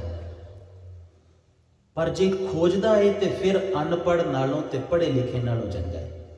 ਇਹ ਨਹੀਂ ਵੀ ਕਿਤਾਬ ਪੜ੍ਹ ਲਈ ਤੇ ਮੰਨ ਲਿਆ। ਅੱਜ ਕੱਲ੍ਹ ਬਹੁਤਾਤ ਦੇ ਵਿੱਚ ਕੀ ਹੈ, ਸਾਡਾ ਸਾਰਾ ਕੁਝ ਫੇਸਬੁੱਕ ਤੇ ਹੀ ਚੱਲ ਰਿਹਾ ਹੈ। ਫੇਸਬੁੱਕ ਨੇ ਕੋਈ ਚੀਜ਼ ਵਾਇਰਲ ਕਰ ਦਿੱਤੀ, ਅਸੀਂ ਬਸ ਉਹਦੇ ਮਗਰ ਹੋ ਤੁਰਨੇ। ਅਸੀਂ ਸੋਚਦੇ ਨਹੀਂ ਮੇਰਾ ਗੁਰੂ ਇੱਦਾਂ ਕਹਿੰਦਾ ਹੈ, ਮੇਰੇ ਗੁਰੂ ਦਾ ਸਿਧਾਂਤ ਕੀ ਹੈ, ਇਹਦੇ 'ਚ ਗੁਰਮਤ ਹੋਏਗੀ ਕੋਈ, ਇਹਦੇ 'ਚ ਸੱਚ ਕਿੰਨਾ ਹੈ, ਕੁਝ ਨਹੀਂ ਖੋਜਦੇ। ਬਸ ਜੋ ਫੇਸਬੁੱਕ ਤੇ ਚਾਰ ਲੋਕਾਂ ਨੇ ਗਾਂ ਦੀ ਗਾਂ ਪੋਸਟ ਕਰਤਾ। ਅੱਜ ਕੱਲ੍ਹ ਤੇ ਸਿੱਖੀ ਵੀ ਫੇਸਬੁੱਕ ਤੇ ਹੀ ਚੱਲਦੀ ਹੈ। ਗੁਰੂ ਕੀ ਕਹਿੰਦੇ ਨੇ ਇਹਦੇ ਨਾਲ ਮਤਲਬ ਨਹੀਂ, ਫੇਸਬੁੱਕ ਕੀ ਕਹਿੰਦੀ ਏ ਉਹਦੇ ਨਾਲ ਮਤਲਬ ਹੈ। ਸਿੱਖੀ ਉਧਰ ਨੂੰ ਹੀ ਚੱਲਦੀ ਹੈ ਅੱਜ ਕੱਲ੍ਹ ਬਹੁਤਿਆਂ ਦੀ। ਇਸ ਕਰਕੇ ਕਹਿੰਦੇ ਆ ਕਿ ਜਿਹੜੇ ਇਕੱਲੇ ਪੜ੍ਹਨ ਵਾਲੇ ਨੇ ਉਹ ਅਨਪੜ੍ਹਾਂ ਨਾਲੋਂ ਵੀ ਗਵਾਰ ਨੇ ਤੇ ਖਤਰਨਾਕ ਨੇ। ਖੋਜਣ ਵਾਲਿਆਂ ਨਾਲ, ਸਿੱਖ ਦਾ ਕੰਮ ਹੈ ਖੋਜਣਾ, ਉਹ ਕੀਮਤੀ ਤੇ ਖੋਜਿਆ ਕਰੋ। ਮਹਾਰਾਜਾ ਰਣਜੀਤ ਸਿੰਘ ਦੇ ਜੀਵਨ ਦੇ ਵਿੱਚ ਬੇਅੰਤ ਰੰਗਾਂ ਨੇ। ਅਸੀਂ ਜਦੋਂ ਸਾਰੀ ਦੁਨੀਆ ਦਾ ਪੜ੍ਹਦੇ ਆ ਨਾ, ਰਾਜਿਆਂ ਦੀ ਖੇਡ ਪੜ੍ਹਦੇ ਆ ਤੇ ਹੈਰਾਨ ਹੋ ਜਾਂਦੇ ਆ ਕਿ ਦੁਨੀਆ ਤੇ ਅੱਜ ਤੱਕ ਅਜਿਹਾ ਰਾਜਾ ਮਹਾਰਾਜਾ ਰਣਜੀਤ ਸਿੰਘ ਵਰਗਾ ਨਹੀਂ ਹੋਇਆ। ਉਹ ਵੱਖਰੀ ਗੱਲ ਹੈ ਕਿ ਅੰਗਰੇਜ਼ਾਂ ਨੇ ਉਹਦੇ ਕਰੈਕਟਰ ਨੂੰ ਸੁੱਟਣਾ ਸੀ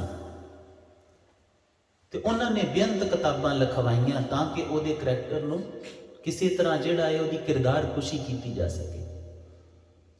ਬਹੁਤ ਖੂਬਸੂਰਤ ਰਾਜਾ ਸੀ। ਉਹਦੀਆਂ ਏਡੀਆਂ ਪਿਆਰੀਆਂ ਬਾਤਾਂ ਨੇ ਨਾ। ਇੱਕ ਵਾਰ ਕਹਿੰਦੇ ਘੋੜੇ ਤੇ ਜਾਂਦਾ ਸੀ, ਤੁਹਾਡਾ ਸਰਦਾਰ ਰਾਜਾ ਸੀ। ਹੈਰਾਨੀ ਦੀ ਬਾਤ ਹੈ, ਸਿੰਘ ਕਦੀ ਵੀ ਉਹਨੂੰ ਆਪਣਾ ਮਹਾਰਾਜਾ ਨਹੀਂ ਸੀ ਕਹਿੰਦੇ, ਸਿੰਘ ਸਾਹਿਬ ਕਹਿੰਦੇ ਸੀ। ਕਿਉਂਕਿ ਸਿੱਖਾਂ ਦਾ ਇੱਕ ਹੀ ਰਾਜਾ, ਰਾਜਿਆਂ ਦਾ ਰਾਜਾ ਇੱਕ ਹੀ ਰਾਜਾ। ਤੇ ਸ਼ੇਰੇ ਪੰਜਾਬ ਮਹਾਰਾਜਾ ਰਣਜੀਤ ਸਿੰਘ ਨੇ ਘੋੜੇ ਤੇ ਜਾਂਦੇ ਸੀ। ਇੱਕ ਪੱਥਰ ਵੱਜਾ, ਖੂਨ ਨਿਕਲਿਆ ਏ। ਸਿਪਾਹੀਆਂ ਨੇ ਦੌੜ ਕੇ ਵੇਖਿਆ ਏ ਤੇ ਇੱਕ ਬੱਚੇ ਨੇ ਰੋੜਾ ਮਾਰਿਆ। ਉਹਨੂੰ ਫੜ ਕੇ ਲਿਆਂਦਾ, ਘੋੜੇ ਤੋਂ ਉਤਰ ਕੇ ਕੋਲ ਬਹਿ ਗਏ ਤੇ ਪੁੱਛਣ ਲੱਗੇ ਕਿ ਬੱਚੇ ਤੂੰ ਪੁੱਤ ਰੋੜਾ ਕਿਉਂ ਮਾਰਿਆ? ਮੇਰੇ ਕੋ ਕੋਈ ਭੁੱਲ ਹੋਈ? ਕੋਈ ਰਾਜਾ ਨਹੀਂ ਪੁੱਛਦਾ। ਤੇ ਬੱਚਾ ਕਹਿਣ ਲੱਗਾ ਤੁਹਾਨੂੰ ਨਹੀਂ ਮਾਰਿਆ, ਬੇਰੀ ਨੂੰ ਮਾਰਿਆ ਏ। ਤੇ ਹੱਸਣ ਲੱਗ ਪਏ। ਕਹਿੰਦੇ ਬੇਰੀ ਨੂੰ ਕਿਉਂ ਮਾਰਦਾ ਹੈ? ਕਹਿੰਦਾ ਬੇਰੀ ਬੇਰ ਦਿੰਦੀ ਹੈ ਤੇ ਸੋਚਣ ਲੱਗ ਪਏ, ਕਹਿੰਦੇ ਜੇ ਬੇਰੀ ਨੂੰ ਵੱਟਾ ਮਾਰਿਆ ਏ ਤੇ ਬੇਰੀ ਬੇਰ ਦਿੰਦੀ ਏ, ਹੁਣ ਤੂੰ ਮੈਨੂੰ ਮਾਰਿਆ ਏ ਤੇ ਇਹਦਾ ਮਤਲਬ ਮੈਨੂੰ ਵੀ ਤੈਨੂੰ ਕੁਝ ਦੇਣਾ ਚਾਹੀਦਾ ਤੇ ਇਨਾਮ ਦਿੱਤਾ ਹੈ, ਤੋਹਫਾ ਦਿੱਤਾ ਹੈ। ਇਦਾਂ ਦਾ ਰਾਜਾ ਹੈ। ਬੇਅੰਤ ਇਹੋ ਜਿਹੀਆਂ ਚੀਜ਼ਾਂ ਨੇ ਜਿਹੜੀਆਂ ਬੜੀਆਂ ਖੂਬਸੂਰਤ ਨੇ। ਪਰ ਇਹ ਵੱਖਰੀ ਗੱਲ ਹੈ ਕਿ ਅਸੀਂ ਕਿਤਾਬ ਪੜ੍ਹ ਲੈਂਦੇ, ਕਿਤਾਬ 'ਚ ਫਿਰ ਉਹਨੇ ਕਈ ਕੁਝ ਲਿਖਿਆ ਹੁੰਦਾ, ਆਪੋ ਆਪਣੇ ਸੁਭਾਅ ਦੇ ਮੁਤਾਬਕ ਉਹ ਹੀ ਮੰਨ ਲੈਂਦੇ, ਰੌਲਾ ਪਾਈ ਜਾਂਦੇ, ਆਪੋ 'ਚੋਂ ਦੀ ਲੜੀ ਜਾਂਦੇ। ਹਾਸੇ ਵਾਲੀ ਬਾਤ ਹੈ, ਮਹਾਰਾਜਾ ਰਣਜੀਤ ਸਿੰਘ ਦੇ ਕਹਿੰਦੇ ਇੱਕ ਵਾਰ ਜਿਹੜੇ ਹਸਾਉਣ ਵਾਲੇ ਭੰਡ ਹੁੰਦੇ, ਜਿਨ੍ਹਾਂ ਨੂੰ ਭੰਡ ਕਹਿ ਦਿੰਦੇ ਹਨ, ਉਹ ਆ ਗਏ। ਉਹਦੀ ਮਸ਼ਹੂਰੀ ਸੀ ਕਿ ਹਸਾਉਂਦਾ ਬਹੁਤ ਜ਼ਿਆਦਾ ਹੈ। ਤੇ ਮਹਾਰਾਜਾ ਰਣਜੀਤ ਸਿੰਘ ਨੇ ਕਿਹਾ ਕਿ ਮੈਂ ਸੁਣਿਆ ਤੂੰ ਹਸਾਉਣਾ ਬਹੁਤ ਜ਼ਿਆਦਾ ਹੈ, ਤੇ ਮੈਂ ਇੱਥੋਂ ਦਰਬਾਰ ਚੋਂ ਨਿਕਲਣ ਲੱਗਾ, ਬਾਹਰ ਮੇਰਾ ਘੋੜਾ ਏ, ਮੈਨੂੰ 5 ਤੋਂ 10 ਮਿੰਟ ਲੱਗਣੇ ਚੱਲਦਿਆਂ ਚੱਲਦਿਆਂ। ਰਾਹ 'ਚ ਮੈਂ ਕਈ ਚੀਜ਼ਾਂ ਨੂੰ ਵਾਚ ਕਰਨਾ ਹੈ, ਕਈ ਚੀਜ਼ਾਂ ਵੇਖਣੀਆਂ ਨੇ, ਕਈਆਂ ਨੂੰ ਕਈ ਕੁਝ ਦੱਸਣਾ ਹੈ। ਜੇ ਤੂੰ ਮੈਨੂੰ ਘੋੜੇ ਤੇ ਚੜ੍ਹਨ ਤੱਕ ਜਿਹੜਾ ਹੈ ਹਸਾਤਾ ਤੇ ਤੇਰੀ ਜਾਨ ਬਖਸ਼ ਦਿਆਂਗਾ, ਨਹੀਂ ਤੇ ਤੈਨੂੰ ਮੌਤ ਦੀ ਸਜ਼ਾ। ਉਹਨੇ ਬੜੇ ਚੁਟਕਲੇ ਸੁਣਾਏ, ਬੜਾ ਕੁਝ ਸੁਣਾਇਆ, ਉਹਨੇ ਆਪਣਾ ਸਾਰਾ ਜ਼ੋਰ ਲਾ ਦਿੱਤਾ, ਪਰ ਮਹਾਰਾਜਾ ਰਣਜੀਤ ਸਿੰਘ ਹੱਸੇ ਨਹੀਂ। ਤੇ ਜਦੋਂ ਘੋੜੇ ਦੀ ਰਕਾਬ ਦੇ ਵਿੱਚ ਪੈਰ ਰੱਖਿਆ ਨਾ, ਤੇ ਹੁਣ ਉਹਨੂੰ ਪਤਾ ਕਿ ਹੁਣ ਤੇ ਮਰਿਆ ਹੀ ਮਰਿਆ, ਵੀ ਹੁਣ ਤੈਨੇ ਚੜ ਜਾਣਾ ਤੇ ਮਰਿਆ ਹੀ ਮਰਿਆ। ਤੇ ਜਦੋਂ ਅਜੇ ਪੈਰ ਭਾਰ ਪਾ ਕੇ ਚੜ੍ਹਨ ਲੱਗੇ ਤੇ ਕਹਿੰਦੇ ਰਿਹਾ ਨਾ ਕਾਣੇ ਦਾ ਕਾਣਾ ਹੀ। ਤੇ ਮਹਾਰਾਜਾ ਰਣਜੀਤ ਸਿੰਘ ਹੱਸਣ ਲੱਗ ਪਏ ਤੇ ਉੱਥੇ ਖਲੋ ਗਏ ਤੇ ਉਹਨੂੰ ਗਲ ਨਾ ਲਾ ਲਿਆ। ਤੁਸੀਂ ਸੋਚ ਕੇ ਦੇਖੋ ਉਹਦੀ ਨਿਮਰਤਾ ਨੂੰ। ਕਿਹੜਾ ਰਾਜਾ ਹੈ ਜਿਹੜਾ ਏਦਾਂ ਬਖਸ਼ ਦਿੰਦਾ? ਇਸ ਬੇਅੰਤ ਖੂਬੀਆਂ ਸੀ, ਪਰ ਮਾਫ ਕਰ ਦੇਣਾ ਅਸੀਂ ਆਪਣੇ ਉਹਨਾਂ ਹੀਰੋਆਂ ਨੂੰ, ਉਹਨਾਂ ਜਰਨੈਲਾਂ ਨੂੰ ਐਵੇਂ ਜਿਹੜਾ ਇਹ ਭੁਲਾਈ ਬੈਠੇ। ਅੱਜ ਸਾਡੇ ਨੌਜਵਾਨ ਜਿਹੜੇ ਨੇ ਨਾ, ਉਹ ਗਾਉਣ ਵਾਲਿਆਂ ਦੇ ਬੜੇ ਫੈਨ ਹੁੰਦੇ ਕਿ ਆਹ ਸਾਡਾ ਫਲਾਣਾ ਉਸਤਾਦ ਏ, ਫਲਾਣਾ ਫੈਨ ਹੋਣਾ ਏ ਤੇ ਭਾਈ ਬਾਬਾ ਹਰੀ ਸਿੰਘ ਨਲੂਏ ਦੇ ਹੋ। ਇਹਨਾਂ ਨੂੰ ਤੇ ਮਾੜੀ ਜੀ ਧਮਕੀ ਆਉਂਦੀ ਏ ਤੇ ਇਹ ਵਿਚਾਰੇ ਫੇਸਬੁੱਕ ਤੇ ਮਾਫੀਆਂ ਮੰਗਣ ਲੱਗ ਪੈਂਦੇ। ਜਿਹੜੇ ਸ਼ੇਰਾਂ ਦੇ 2 ਫਾੜ ਕਰ ਦਿੰਦੇ ਸੀ ਨਾ, ਸ਼ੇਰਾਂ ਦੇ ਚਬਾੜਿਆਂ ਤੇ ਹੱਥ ਪਾ ਕੇ, ਉਹਨਾਂ ਦੇ ਫੈਨ ਹੋਵੋ। ਤੇ ਜੇ ਉਹਨਾਂ ਦੇ ਨਹੀਂ ਹੋਣਾ ਤੇ ਘੱਟੋ ਘੱਟ ਆਪਣੀ ਮਾਂ ਦੇ ਹੋਵੋ, ਜਿਨੇ ਤੁਹਾਡਾ ਗੰਦ ਸੁੱਟਿਆ। ਆਪਣੇ ਪਿਤਾ ਦੇ ਹੋਵੋ, ਜਿਹੜਾ ਦਿਨ ਰਾਤ ਆਪ ਜੀ ਲਈ ਮਰਦਾ ਰਿਹਾ। ਉਸਤਾਦ ਧਾਰਨ ਕਰਨਾ ਹੈ ਤੇ ਆਪਣੇ ਪਿਤਾ ਨੂੰ ਕਰੋ ਭਾਈ, ਜਿਨੇ ਤੁਹਾਨੂੰ ਕੋਈ ਕੰਮ ਦੀ ਗੱਲ ਸਿਖਾਉਣੀ, ਜਿਨੇ ਸਾਰੀ ਉਮਰ ਤੁਹਾਨੂੰ ਸਿਖਾਉਣ ਵਾਸਤੇ ਜੀਵਨ ਜਿਹੜਾ ਹੈ ਦਾਅ ਤੇ ਲਾਇਆ। ਇਹ ਵੀ ਨਲਾਇਕੀ ਹੈ, ਮਾਫ ਕਰਨਾ ਕਹਿਣ ਦੇਣਾ, ਪਰ ਨਲਾਇਕਾਂ ਦਾ ਕੰਮ ਹੈ ਇਹੋ ਜਿਹੀਆਂ ਨਲਾਇਕਾਂ ਨੂੰ ਆਪਣੇ ਉਸਤਾਦ ਤੇ ਆਪਣੇ ਜਿਹੜੇ ਉਹਨਾਂ ਦੇ ਫੈਨ ਬਣਨਾ। ਜਿਸ ਦਿਨ ਆਪਣੇ ਪਿਤਾ ਦੇ ਜਿਹੜਾ ਇਹ ਫੈਨ ਹੋਵੋਗੇ ਨਾ, ਉਸ ਦਿਨ ਇਹ ਸਤਿਗੁਰੂ ਨੇ ਵੀ ਖੁਸ਼ ਹੋਣਾ। ਜਿਸ ਦਿਨ ਆਪਣੇ ਜਰਨੈਲਾਂ ਦੇ, ਮਹਾਨ ਜਰਨੈਲਾਂ ਦੇ ਫੈਨ ਹੋਵੋਗੇ, ਉਸ ਦਿਨ ਤੁਹਾਡੇ ਅੰਦਰ ਉਹ ਰੰਗ ਪੈਦਾ ਹੋਣੇ।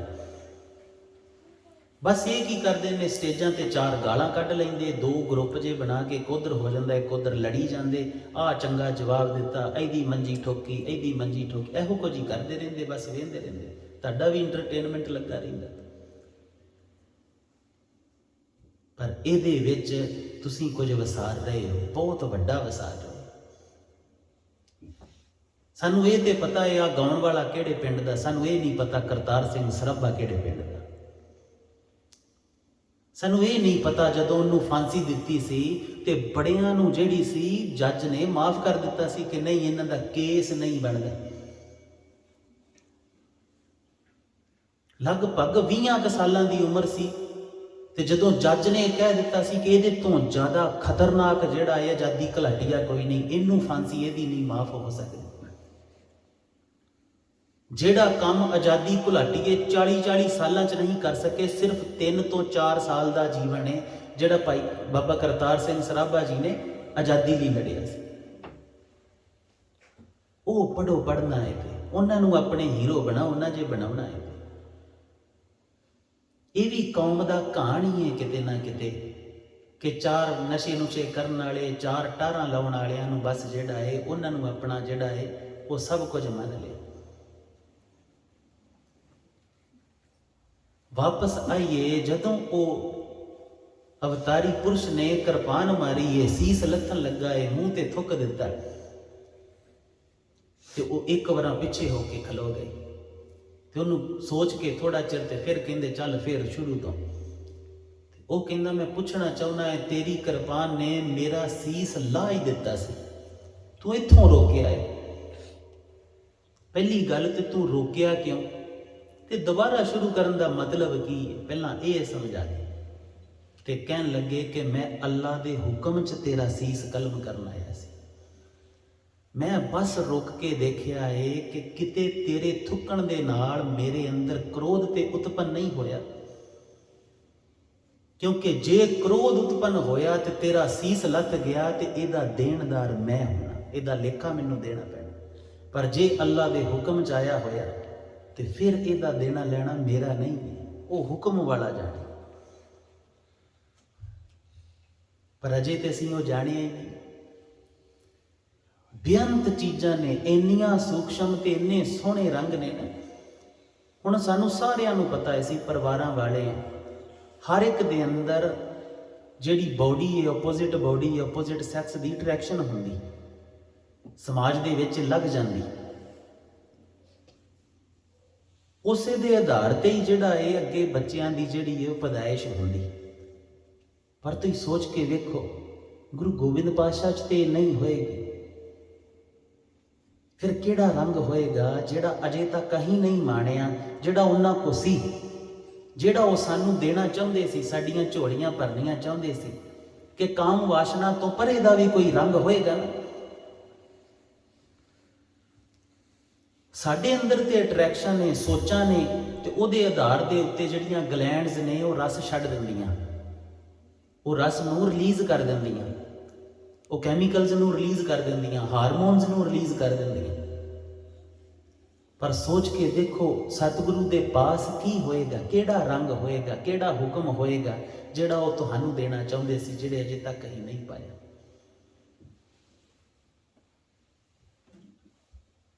जे दिन ही वो समझ लेंदे ना ते साडियां संगत दे विच, साडे बच्चिआं दे विच, साडे कई बार ये भी इशू आउंदा है कि कीर्तनीय सिंह भी इस इल्जामां तो बचदे नहीं ने, कई बार प्रचारक वीर भी नहीं बचदे, कई बार जिन्ना सबनां नूं समझाउणा। नौजवानां ते विचारिआं की बचना, साडे बच्चिआं ते की बचना। पर जे वो रंग जाणदे ते सोच के देखो कि इहदे तो कीमती होना सी ना कुछ। इस करके कह रहे हैं कि गुरु पिता दा लड़, गुरु पिता दी सिक्खी कमाओगे। बेअंत रंग ने जेड़े आ फेसबुक ते आ निक्कियां निक्कियां गल्लां तो बड़ी परे दी बात है, ते आप जी दे वास्ते वो प्यारे ने, सारे साजे ने, ते आप जी दे अंदर ने। चलो एक बात करते हैं, भेटा ते आइए, हुण समाप्ति करिए, थक भी गए होने है ना, पकौड़े पकूड़े भी पच गए होने। हुण दूजे लंगर वाले पासे नूं चली, तुसीं लंगर वाले पासे नूं चलो, सानू भेटा वाले पासे नूं आउण दे। हुण सानू चाहीदी है भेटा, ते साडी भेटा थोड़ी जी इदां दी हुंदी कि कोई वादा, कोई बचन हुंदा कि अज तो गुरु पिता दी कोई एक पंक्ति जिहड़ी है वो कमावांगे, कमाउण दा यतन करांगे। ये भेटा दिओगे कि नहीं दिओगे? कि रोज़ जिहड़ा है सतगुरु दी एक शब्द पढ़ लेना, उहदे चों वो शब्द दे अर्थ पढ़ लेने जिन्हों अर्थ नहीं आउंदे, ते फिर उन्होंने धारण करन दा यतन करना। धारण करना है उन्होंने, जिन्नी देर तक वो धारण नहीं हुंदा उन्होंने गाउंदे रहना, बार बार मन नूं सुणाउंदे रहना। एक दिन वो शब्द जिहड़ा है, जिवें सतगुरु बेअंत बातां, जिवें सतगुरु कहंदे निंदा भली किसे की ना है, तो फिर अपने आप को बनाना इदां दा कि मेरे को निंदा ना हो। मैं निंदा क्यों करदा है? खोजोगे तो पता लगेगा मेरा अहंकार, मेरी नफरत है, मेरी ईर्खा है। नहीं तो सुहिरद पुरुष कभी निंदा नहीं करेगा। जिदे अंदर थोड़ा जिहा रंग होएगा, ताकत होएगी, ये कायरां दा, ये गुनाहगारां दा कम हुंदा। पुरातन ग्रंथ पढ़ोगे ना, जिहड़े युद्धां दे ग्रंथ ने, जदों किते तुसीं ਜੇ ਮਹਾਭਾਰਤ ਦਾ ਹੀ ਪੜ੍ਹੀਏ ਤੇ ਜਦੋਂ ਦਰੋਣਾਚਾਰੀਆ ਦੁਰਯੋਧਨ ਨੂੰ ਪੁੱਛਦਾ ਹੈ ਨਾ ਕਿ ਸਾਹਮਣੇ ਜਿਹੜੀ ਫੌਜ ਹੈ ਉਹਦੇ ਬਾਰੇ ਦੱਸ ਕਿੱਦਾਂ ਦਾ ਹੈ, ਤੇ ਜਿਹੜੇ ਉਹ ਸ਼ਬਦ ਵਰਤਦਾ ਹੈ ਦੁਰਯੋਧਨ, ਉਹ ਬੜੇ ਬੜੇ ਸੋਹਣੇ ਨੇ ਕਿ ਅਗਲੇ ਪਾਸੇ ਮਹਾਬਲੀ ਅਰਜੁਨ ਹੈ, ਅਗਲੇ ਪਾਸੇ ਭੀਮ ਹੈ, ਬਹੁਤ ਸੋਹਣੇ। ਦੁਸ਼ਮਣ ਦੀ ਬਾਤ ਕਰ ਰਿਹਾ ਹੈ ਪਰ ਦੁਸ਼ਮਣ ਦੇ ਗੁਣਾਂ ਦੇ ਨਾਲ ਉਹਦੀ ਬਾਤ ਕਰ ਰਿਹਾ ਹੈ। ਇਹ ਨਹੀਂ ਕਰ ਰਿਹਾ ਕਿ ਇਹ ਤੇ ਐਵੇਂ ਇਹਨੂੰ ਤੇ ਮੈਂ ਝੱਟ ਢਾ ਲੈਣਾ, ਇਹ ਕਿੱਡਾ ਕਿਤੇ ਕੰਮ, ਇੰਨੀ ਫੌਜ ਆ, ਡਰਪੋਕ ਜੇ ਹੈਗੇ, ਇਦਾਂ ਨਹੀਂ ਕਰ ਰਿਹਾ। ਜਦੋਂ ਤੁਸੀਂ ਜੀਵਨ ਦੀਆਂ ਗਹਿਰੀਆਂ ਬਾਤਾਂ ਨੂੰ ਜਾਣੋਗੇ, ਜਦੋਂ ਅੰਦਰ ਜਿਹੜਾ ਇਹ ਗੁਣਾਂ ਨਾਲ ਭਰਨਾ ਸ਼ੁਰੂ ਹੋਏਗਾ ਨਾ, ਤੁਸੀਂ ਹੈਰਾਨ ਹੋਵੋਗੇ। ਉਸ ਦਿਨ ਨਿੰਦਿਆ ਨਹੀਂ ਬਚੇਗੀ। ਨਿੰਦਿਆ ਕਰਨ ਨੂੰ ਬਚਣਾ ਹੀ ਕੀ ਹੈ, ਕਿਉਂਕਿ ਈਰਖਾ ਨਹੀਂ ਬਚਣੀ। ਨਿੰਦਾ ਤੇ ਜਿਹੜੀ ਇਹ ਹਉਮੈ ਤੇ ਈਰਖਾ ਤੇ ਪੈਦਾ ਹੁੰਦੀ ਹੈ। ਸਮਾਂ ਆਪ ਜੀ ਦਾ ਜ਼ਿਆਦਾ ਲੈ ਰਹੇ ਆ। ਜੇ ਤੇ ਬਚਨ ਕਰਦੇ ਹੋ ਕਿ ਕਮਾਵਾਂਗੇ, ਯਤਨ ਕਰਾਂਗੇ ਜਿੰਨਾ ਹੋ ਸਕਿਆ, ਤੇ ਫਿਰ ਜਿਹੜਾ ਇਹ ਜਕਾਰਾ ਛੱਡ ਕੇ ਜਿਹੜਾ ਇਹ ਗੁਰੂ ਮਹਾਰਾਜ ਨਾਲ ਪ੍ਰਣ ਕਰੋ ਕਿ ਸਾਰੇ ਜਾਣੇ ਕਰਾਂਗੇ, ਸਾਡੇ ਘਰਾਂ 'ਚ ਸੁੱਖ ਆਵੇ, ਸਾਡੇ ਘਰਾਂ 'ਚ ਸਿੱਖੀ ਆਵੇ, ਸਾਨੂੰ ਸਤਿਗੁਰੂ ਦੀ ਉਹ ਰੰਗ ਤੇ ਪਤਾ ਲੱਗਣ ਜਿਹਦੇ ਵਾਸਤੇ ਉਹ ਏਡੀਆਂ ਕੁਰਬਾਨੀਆਂ ਕਰਕੇ। ਜੇ ਹੈਗਾ ਇਹ ਤੇ ਚਲੋ ਛੱਡੋ ਜਕਾਰਾ। ਬੋਲੇ ਸੋ ਨਿਹਾਲ।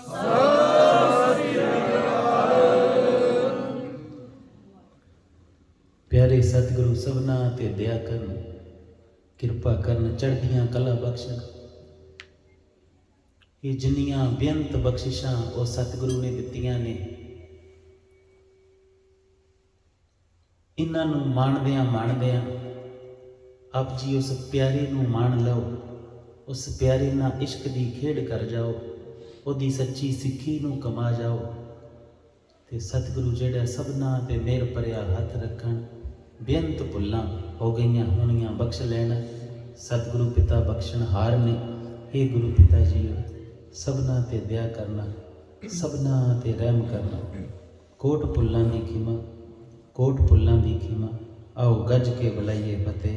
ਵਾਹਿਗੁਰੂ ਜੀ ਕਾ ਖਾਲਸਾ, ਵਾਹਿਗੁਰੂ।